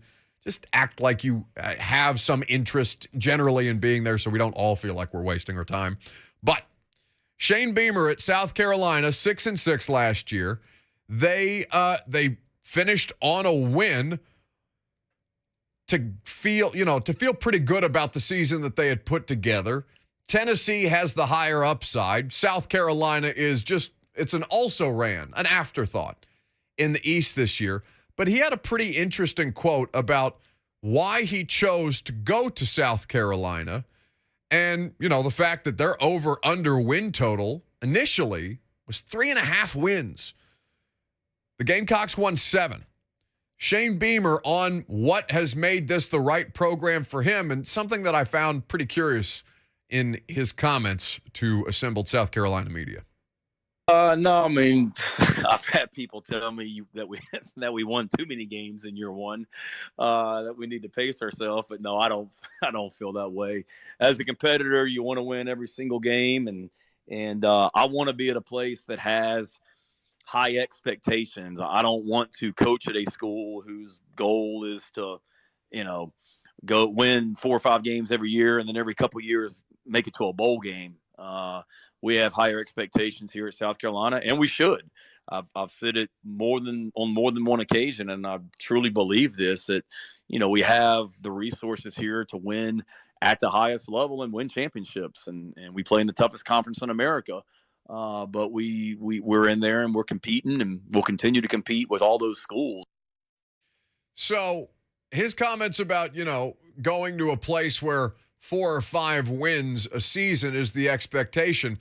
That kind of jumped out to me because I don't know necessarily what the expectations are for a team like South Carolina in the East this year. Lucas, who's the second best team after Georgia? That's the question. It's either Kentucky or Tennessee at surface level, but Spencer Rattler, that's what hinges on. Everything hinges on Spencer Rattler as far as South Carolina's success for 2022. I would have to say it's by default Kentucky. Kentucky has the better prospect at quarterback. Kentucky has a coach with a more proven track record. Doesn't mean that Josh Heupel doesn't have higher upside. I think the best of Mark Stoops we've seen. Yes? Absolutely. I don't think anybody could be asked to do more with a program that's an afterthought. We joked earlier about us doing ACC rivalries, from the sport of basketball and trying to apply them to the football side of things in the conference. It's the exact same kind of thing when you're looking at Kentucky. Kentucky is a basketball school, first and foremost. Now they're legitimately competitive in the East, if not still against Tennessee, which gives Lucas great joy. So Heupel has more of the upside because we don't know. We don't know what Josh Heupel's ceiling is. We've seen promise. We've seen flaws. We've seen places where he clearly and obviously maximizes players, and there is no disputing right now that the program is in a better spot under Heupel than it was under Pruitt. Jeremy Pruitt was not cut out to be an SEC head coach. Defensive coordinator, fine. High school football coach, fine. Like, Jeremy Pruitt has done well to ascend to the ranks that many people in that profession won't get to, and still not good enough to be a head coach. Is he still on the Giants staff? Him and Dooley still running around in the Meadowlands? Let me check, because last I checked he was, but I don't know that he is anymore. Well, they've had a coaching change. That's right. So I don't think he is. Yeah, Brian Daboll is the coach of the Giants right now. Who Pruitt worked with, by the way, at Alabama. It's worth noting. Quality control, like a defensive quality control coach. Him and Derek Dooley running around out there just makes me happy. The Joe Judge making his coaching staff run laps, and the visual of those two having to run. It was just 2021. He did not carry over to Daboll's staff. Brandon Rushing writes in the YouTube chat, Tennessee is the Vegas favorite for second over Kentucky, but it's close. Should Tennessee be favored over Kentucky just to finish second in the East? Because everybody's playing second fiddle to the defending national champions in Georgia right now. Kirby Smart's chilling. Yeah, no question. Yes, I think so, because you have more returning production at quarterback, at wide receiver. That's the question right now for Kentucky. Who's going to come in and replace Wan'Dale Robinson as the number one target for Will Levis? I think Hendon Hooker has proved more than Will Levis at this level. Levis certainly projects as a better NFL quarterback, but when you look at production and what they bring back, it's not close. That could be by nature of the offense, but the numbers are the numbers. And you look at Kentucky's recent history, past history, whatever history you want to look at against Tennessee, it's just not very good. So right now, if you're putting your money on Kentucky or Tennessee to finish second, I think Tennessee would be the safer bet. Immediately, Tomahawk Chop, our noted Alabama fan. Second in the East is probably seventh or eighth in the conference. Do you agree with that assessment? Seventh or eighth is a little too far down the list, but I would say like fourth or fifth, right? Because you're looking at Alabama, you're looking at Texas A&M. I really like Arkansas going into this year. No idea what to think of LSU, but beyond that, Mississippi State returns a bunch of starters from a 5-7 team. Mike Leach teams typically take a jump in year three. Ole Miss, obviously, I left them out, bring in a ton through the transfer portal. 6th and 7th is harsh, but I would say 4th or 5th. Levis only broke 200 yards in one conference game last season. I don't care about yardage totals. It's the nature of the offense. Kentucky plays an entirely different style of offense than the vast majority of college football programs right now. Don't cite passing numbers. Yes, statistics are good. Tennessee is in a better place mentally just because they have points, they have yards, they have legitimately fun and productive ways to get up and down the field and actually capitalize on those opportunities. Well, Kentucky is a different team entirely. Who's got a better shot to be a first-round draft pick next year, Will Levis or Hendon Hooker? Will Levis. Unquestionably. Who's got a better shot to win the Heisman, to be a dark horse for the Heisman next year, Will Levis or Hendon Hooker? Ooh. Ooh, Hendon Hooker. Hendon Hooker, by nature of the offense, by nature of the returning starters around him at wide receiver and at running back. Possibly be a Heisman Trophy candidate, can he? Oh, no, I don't think he is.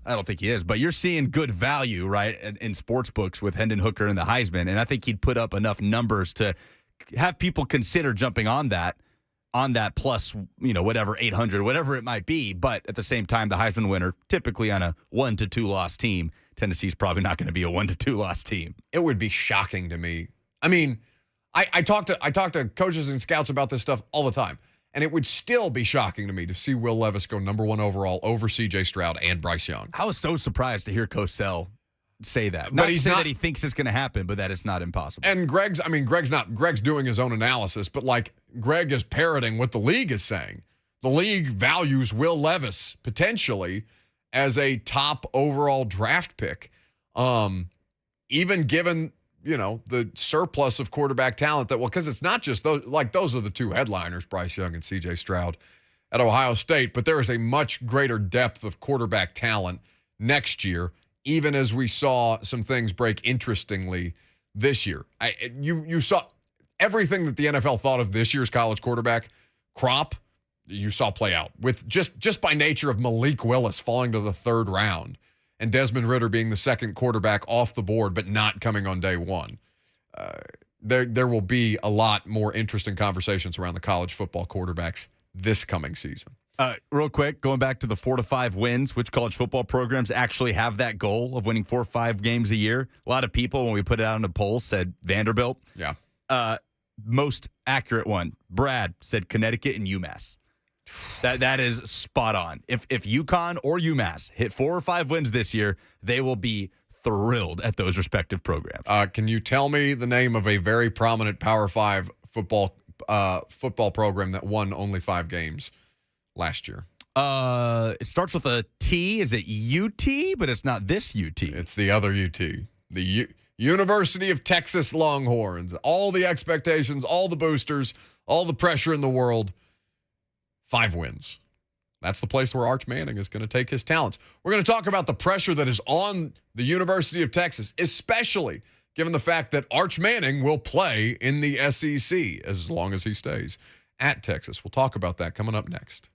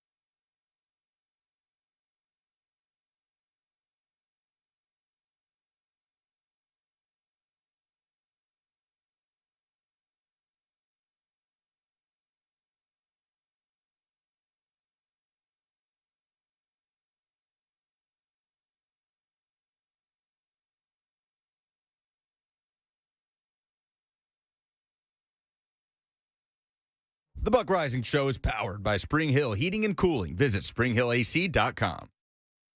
It is indeed. Welcome back. Hope everybody's having a great day so far. We're here with you until 1 o'clock. Blaine and Mickey, 3HL on the horizon. Sure they'll have entertaining conversation today. They got Donnie Tyndall on 3HL today. Lucas and I both, we heard that promo. We looked up at each other and just said, Donnie, out from the shadows. I thought that was funny, Brent's line. Maybe he'll get another year on his 10-year show cause from joining our show. That was my freshman year of college, the Donnie Tyndall era. What a time to be alive. Feels like a fever dream. I mean, I don't know how you feel about it. I looked at that from an outsider's perspective and said, nobody got a more raw deal than Donnie Tyndall. Like, I thought that was all nonsense. 10 years is wild. Wild. That is so long for, academic violations. North Carolina gets off scot-free. I'd be so pissed if I was Donnie, just by nature of comparison at a similar Power 5 program. Anyway, so we're talking about college football, and this massive commitment, the biggest commitment that made no noise at all in real time, Arch Manning. That news broke, I think we were in the middle of the show on Thursday, Lucas? Sometime last week. And looking at all the implications of what it means to have Arch Manning at Texas, but also that Texas will, in the very near future, be in the SEC and likely during Arch Manning's tenure there, there's a couple of different angles to this that I've seen covered and that I wanted to kind of parse through. One, I don't know what the audience made of the significance of, and maybe people don't think it's as big a deal as we do. 615-737-1045. What does it mean that Arch Manning opted for Texas over the other two SEC programs that his family name is an institution at, right? Going all the way back to Grandpa, Archie at Ole Miss, through Cooper and Eli, Peyton at Tennessee, with one of the most lasting college football and just football legacies across decades. The name Peyton Manning in Tennessee will be inextricably linked across history. Arch chooses to do his own thing. And the implications of that are multifaceted. One, I don't know. Peyton and Eli had their dad when they went through the recruiting process. Is there another name brand football royalty last name recruiting process like the Mannings that we can hold up and compare and be like, all right, there was similar, they had similar resources at their disposal. Because Arch was, by that time, he's already an NFL quarterback. He's already very, very deeply ingrained in the football community. Obviously, his reputation and his tenure at Ole Miss. So the Manning family, the sons, had the ability to lean on their dad and all of the people that their dad knew and that ran in dad's circles, right? Throughout the course of their recruitment process. Now you're talking about Arch, who through Archie, Peyton, Eli, and Cooper has access to the entire world, much less sports, has a greater depth of quarterback resource than anybody before him, a greater access to people who would be revolving in the world and playing the position that he wants to play by nature of his family relations. I can't think of a similar comparison to what Arch Manning's recruitment process has been and all of the things that he had at his disposal. There's not one that comes to mind, is there? No, it's the most unique recruiting process of this modern era that I've ever seen. And it was one of the most understated? Can you call it that? Yes. Not from the media perspective or our perspective, but from him. Their perspective, yes. No, I mean, I know signing day is the day when you get the baseball hats, and now you got people like doing the Superman with different teams that they're wearing the T-shirt of the university that they're actually going to commit. I mean, we've seen everything from live animals to circus stunts to all kinds of things in a signing day commitment process. But for Arch, none of that. Peyton Manning was asked about this. The Manning Passing Academy just took place in Louisiana last week. And really, we haven't heard this. I haven't heard many Arch Manning interviews at all outside of like local Louisiana high school football reporters. It seems they are the only people on the planet outside of his family that have access to this kid. But Peyton was talking about this at the Manning Passing Academy recently in the process that Arch went through.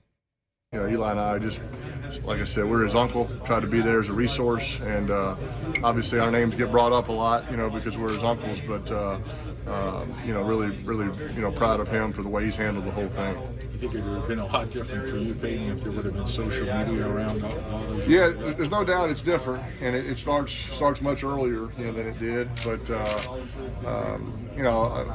to me, anybody that gets recruited, deserves a chance to enjoy their, high school experience, right? And, high school football was one of the great times of my life. And in Canton this past August, I had Broncos teammates, I had Colts teammates, Tennessee teammates, I had Newman teammates. I had, maybe 10 guys that I played high school football with, and the relationships you make in high school just don't go away. So that's why I'm glad for his sake that he made this decision. And I did have a conversation with him last week after he made his last visit, just because he kind of asked about sort of when I made my decision. And I just remember as soon as I got back from my last visit, I basically announced where I was going 2 days later, because I knew, when you know, and there's no point in dragging it out and, creating some drama. And I'm not a big fan of the hat reveal, the whole deal. So I know that's part of the show now, but I kind of liked how he did it. Once he knew, he sent the word out, and now it's just on to being a senior in high school. So that's Peyton Manning talking about Arch's, his nephew's recruitment, Cooper Manning's son, verbally pledging to be a part of the 2023 class for the University of Texas Longhorns. Now, Steve Sarkisian, this is an interesting conversation to kind of flesh this out a little more. 5 wins at Texas last year. They had all manner of things, it's been a disaster since Mac Brown. Yeah? Is disaster fair? Yeah, they have one double-digit win season in the last 12 years. That's crazy to think about. When was the national championship? 2006 season. God. They have not done any winning of consequence since then. So Arch could cherry pick anything out there, right? But he chooses Texas. Now, Peyton's saying it the way that he said it. When you know, you know. For Arch, I don't necessarily know what that moment has been. I don't know how NIL factors into this. This is not a kid that needs the money. So looking around at what price tags on something like this could be. And we'll talk about what's happening with Florida here in just a little bit. I haven't had a chance to get into that story at all. I know Lucas and Will did a good bit of the show on that yesterday. But Sarkisian at Texas, there is a lot of pressure on him in that job, full stop. It is alleviated by the fact that he's just in the short term. It is alleviated by the fact that they have Arch on the roster or verbally committing for the future. It is alleviated by the fact that they got Quinn Ewers. Wasn't that the thing that got Tom Herman canned? Basically, Quinn Ewers went collective building up over time, but like when Quinn Ewers declared out of high school to skip his senior season and go to Ohio State, like Tom Herman banged right there. In-state kid, absolutely. It was Done. a huge blow. So now Quinn Ewers back. Likely the starting quarterback for the University of Texas. Alabama in week 2. Going to be a major talking point across the college football world. But Sark specifically, what does Texas have to do to keep him in good standing? Like, what do they have to do on the field? This year? Yes. I think there has to be positive forward momentum. I think that Quinn Ewers has to be good. Is it Hudson Card, the player behind him? He's an Austin native, I think. Well, they're locked in a QB battle right now. But look, Card, a high-profile recruit in his own right, was the number 2 dual-threat quarterback in his class. So looking at this for Sarkisian in Texas, because, I mean, you don't want to put Sarkisian's off-the-field issues, drinking and things like that into this conversation. Yeah, years ago. Sure. And he's been through the Alabama rehabilitation program since then, at least from a coaching standpoint. I don't want to be unfair to Steve Sarkisian here, but I also have to acknowledge that he has been in a high-profile, high-pressure situation before, and that circumstances have snowballed on him. All right? Texas is USC. Texas is a bigger boiling point than USC, right? I think so. They're comparable, but I think so. I think there are so many people more invested. Like USC, you're behind the Dodgers, you're behind the Lakers. The Rams just won a championship, but it's probably still more a college football town than it is a pro football town. So you're at best third on the marquee of Los Angeles sports. In Austin and in that state, you're the thing. Texas A&M, little brother by a mile. Now, less and less so every day with each recruiting class and however they're getting the recruits, as Nick Saban alleges, what they are or are not doing, whatever. But Texas has to do well this season. That you have to have something to build on. You have to beat Tennessee. You have to put together a resume in this year, understanding it's not Sark's first year, but you have to put together a resume that makes you attractive, that makes you continue to gain momentum as far as recruiting is concerned. What else do you need besides Arch? Arch is a starting point. Arch isn't Texas's back. Arch is the starting point. How do you continue the forward momentum? They have to be competent. Then I don't necessarily think they have to win 10 games, but they have to win 8 or 9, right? They have to look good doing it. Or what? Or they lose traction. On Arch? I think if you have a situation, Arch's probably going to redshirt, right? I have no idea what's going to happen with him in 2023. This is what complicates things, because you don't just get quarterbacks that redshirt anymore. Like, that's not a thing that happens. You either play the guy that you're getting in at that position as a true freshman, or he transfers. I think the worst case scenario for Texas is for Quinn Ewers to wash out, for there to be instability at the quarterback position. Again. For Arch to be thrust into a spot that he may or may not be ready for, and for that forward momentum off a bad, potentially, just hypothetical here, off of the momentum or lack thereof off a bad Quinn Ewers season, I think that throws things a lot more into flux for Texas. I think that hampers them in the long term. Even if they're like, okay, Quinn Ewers, we can't do anything with it. Arch is the guy. I think that for there to be legitimate, healthy competition between Arch and Quinn Ewers by the time that he is ready to play for the University of Texas, I think that's the best possible case scenario for them. But you win 6-7 games this year at Texas, people will be upset. People will be upset, but Steve Sarkisian's not going anywhere. This gives him a lifeline here. Boosters can be upset right now, not in the long term, because then you get into Florida, you get into Auburn, you get into all these places where the money starts to make things toxic. Boosters obviously matter a great deal at Texas. God knows what the internal or, frankly, external pressures of the big money donors at a program that size are. And there's really not, there's not financially a program of that size. Texas is the biggest and the baddest. They got the biggest budget. They got the biggest everything, right? Everything's bigger than Texas. It has to look appealing.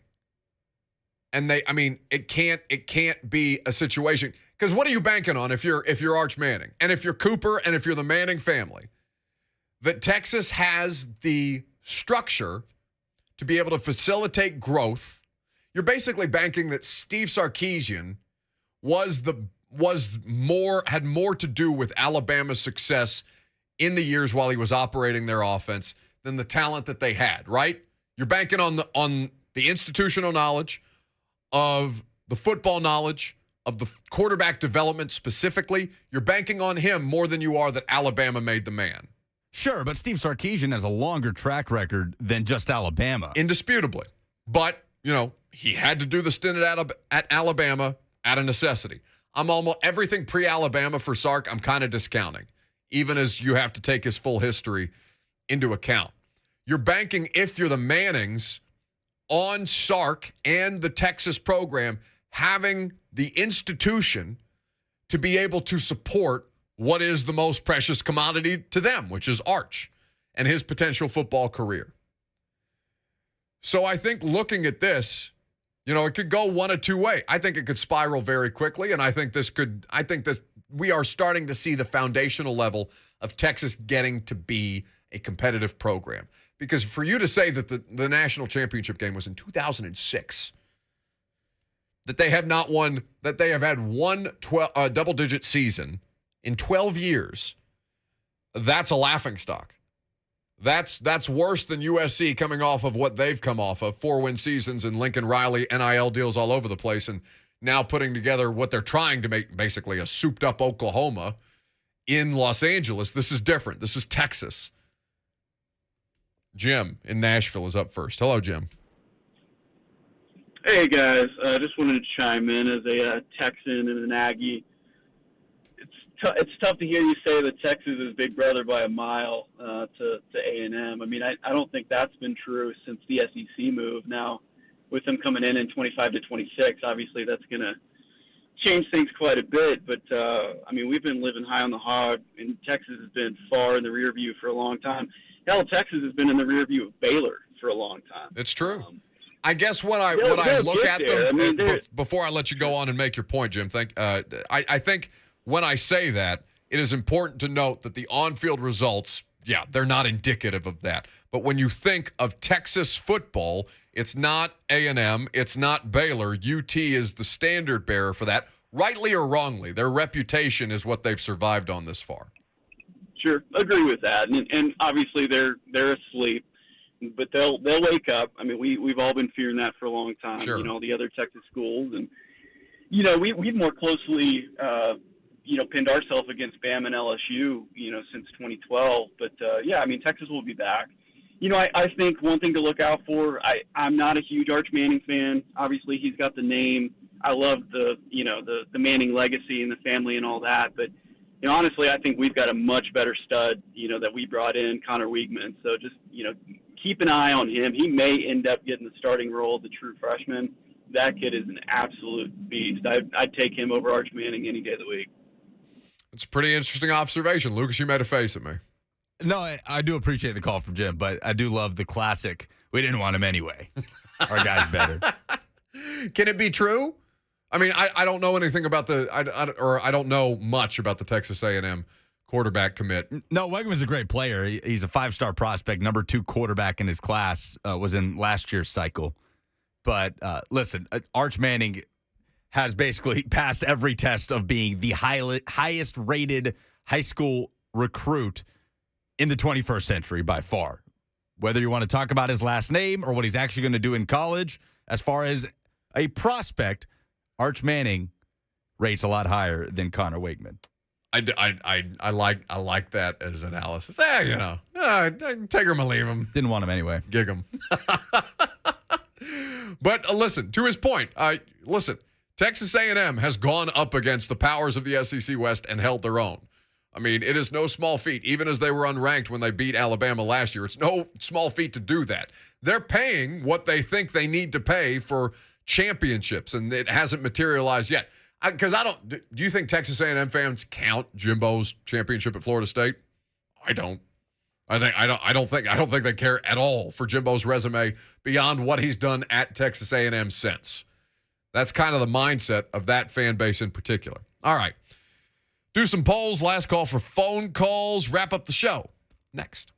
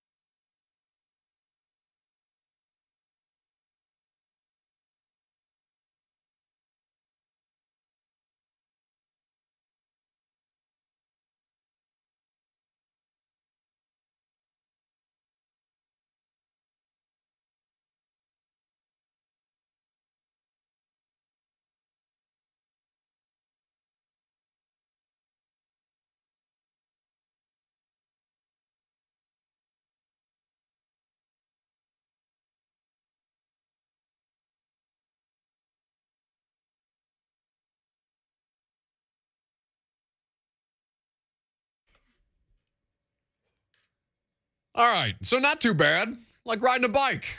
I haven't been gone that long. Smooth first show. First show back, anyway. I don't know. How do you think? We don't have the guy. Who used to grade the show? Spencer used to grade the show every day in the Zone TV chat. Put out like some kind of alert for it. Spencer. Spencer okay. Spencer was here every day and then just gone. Literally every day. Gone for like 4 months now. I'm if concerned. Somebody wants to carry that mantle. Yeah, we could do that. What am I missing from today? Oh, if you missed any of the show, go check out the podcast. It's available to you in your favorite podcast app. Bishop Marcus Campbell, kind enough to hang out with us in studio. I'm told, sources say, by the way, Will Compton is coming back on the radio show tomorrow. It's been a while since he signed with the Raiders, since he got a job again at the end of the playoffs. We haven't had Will on the radio show in a while. Now, he's in New York. He's doing the Barstool Yak case race, so he may be drunk when he joins us from Barstool headquarters tomorrow. But we're going to have an argument between young William and I. He's been yelling at me about new media. I don't know if you saw the Draymond Green new media tweet that he's, Draymond Green is alleging that they're coming for all of our jobs. And yes, probably, but also as if, to completely ignore the decades of athletes doing media that have come before Draymond Green. So now Draymond Green thinks he's the new media. Anyway, we're going to argue about that tomorrow because Will thinks he's the new media, and I'm here to put my thumb on him. So we'll do that tomorrow during the show. Dumbest thing in sports this week also at 11 o'clock. Looking forward to that. Do some polls. Oh, Nelly, this is Keith Jackson talking about college football. It's time to stop the count. The polls have closed, and the granddaddy of them all has been tallied with your poll update. Oh, Nelly, talking about Buck Reising Show producer and daily correspondent, Lucas Panzica. Speaking of which, our resident UT Longhorns fan, Mike Herndon, I hope I'm not betraying a confidence to read this text on air, which is what I say every time before I get ready to betray a confidence. Michael writes, Aggie caller thinks Wegman Connor Weigman. Weigman is better than Arch. Laughing face emoji. And yes, I'm sure they absolutely claim Jimbo's natty as their own. They decided in 2012 that they won natties in 1919 and 1927 and awarded themselves 2 Big 12 titles for 97 and 2010 on no basis whatsoever. They're crazy people, Buck. Nice to see that rivalry still has juice, even though they haven't played in a decade. All right. Who are the polls brought to us by? Brought to us by Two Rivers Ford. Custom order any new Ford from Two Rivers. They will deliver it right to you when it is manufactured. Who are the winners of the weekend? Goody says it's Buck coming back and still having his job. It's true. I'm still employed as of today. No telling what the rest of this week may hold. And Kenneth says it's Russell Westbrook's bank account. $47 million next year with the Lakers' most overpaid athlete in any sport. Well, I should have made my loser of the weekend, Skip Bayless, for calling him Russell Westbrook all season long. Westbrook saying, hey, please don't call me that. And Bayless saying, hey, I'll say it to your face. Come on my podcast. Losers of the weekend. Kenneth says people who said Texas recruiting would be down after last year. They're real quiet now. Well, I don't know about that. I don't know how many people are Texas fans now having a persecution complex akin to Tennessee and Miami. I don't have the patience for that. You're fine. Can Steve Sarkisian handle the pressure of Arch Manning? 66% believe no. I guess I have to answer the question. I would say Sark is capable, and clearly the Mannings see something in him that would indicate stability. So I would have to, I don't know. Peyton, the last recommendation an NFL franchise got from Peyton Manning ended up in Adam Gase coaching the New York Jets. So I don't know how I feel about this. Should Deshaun Watson fight a potential NFL suspension? 74% say no. I don't think he should, but the NFLPA absolutely has to. If he's paying them union dues, they have to get out there and fight the precedent of an indefinite suspension, in addition to a minimum of a year. Who is the worst type of person to go on vacation with? Carl says it's the lister. None of the lists ever get done, so usually not on time, or you read the wrong reviews. Of the lister, I think pre-travel list person, if you're going on a group trip, those people are essential. Those people who plan preemptively, but like lists of things you need to do when you get there, you're like a bachelorette party at that point on a treasure hunt, or what are they? Scavenger hunt is what they do now. Yeah, Kane fan says the OCD schedule keeper is the worst type of person to go on vacation with. If I'm on vacation, I don't care that I'm late. Yeah, I'm pretty structured. I need structure. I need organization. So I guess I'm part that person. We're hearing some confessions here as Tyler says, my wife, the worst type of person to go on vacation with. Goodness. Tyler, brave of you to put that out into the universe. I hope your wife doesn't have Twitter, or else your next vacation is going to be even worse. And Jason says, the guy on a budget or who is super cheap. I don't know about vacations, but bachelor parties, I'll apply that to. Like, just don't go. If you don't want to spend money and have a good time, like, I understand that not everybody's financial circumstance is the same. I don't fault you for that, but don't ruin my good time because you don't want to spend money. Get out of here. Are you doomed as a college football coach if you're already penning an open letter to the fan base before coaching a game, which Billy Napier had to do last week? By the way, that was before 3 different 4-star recruits in the state of Florida chose other Florida schools over the Florida Gators. 91% say yes. We'll talk about that tomorrow. I give Billy Napier 2 years. Those the polls? Those are the polls. Excellent. That's the show. Fun to be back. We'll do it again tomorrow. Will Compton, as I said, dumbest thing in sports. Come prepared with your nominees. Primetime tonight at about 8 p.m. Talking Titans later this evening. Blaine and Mickey, they got you next.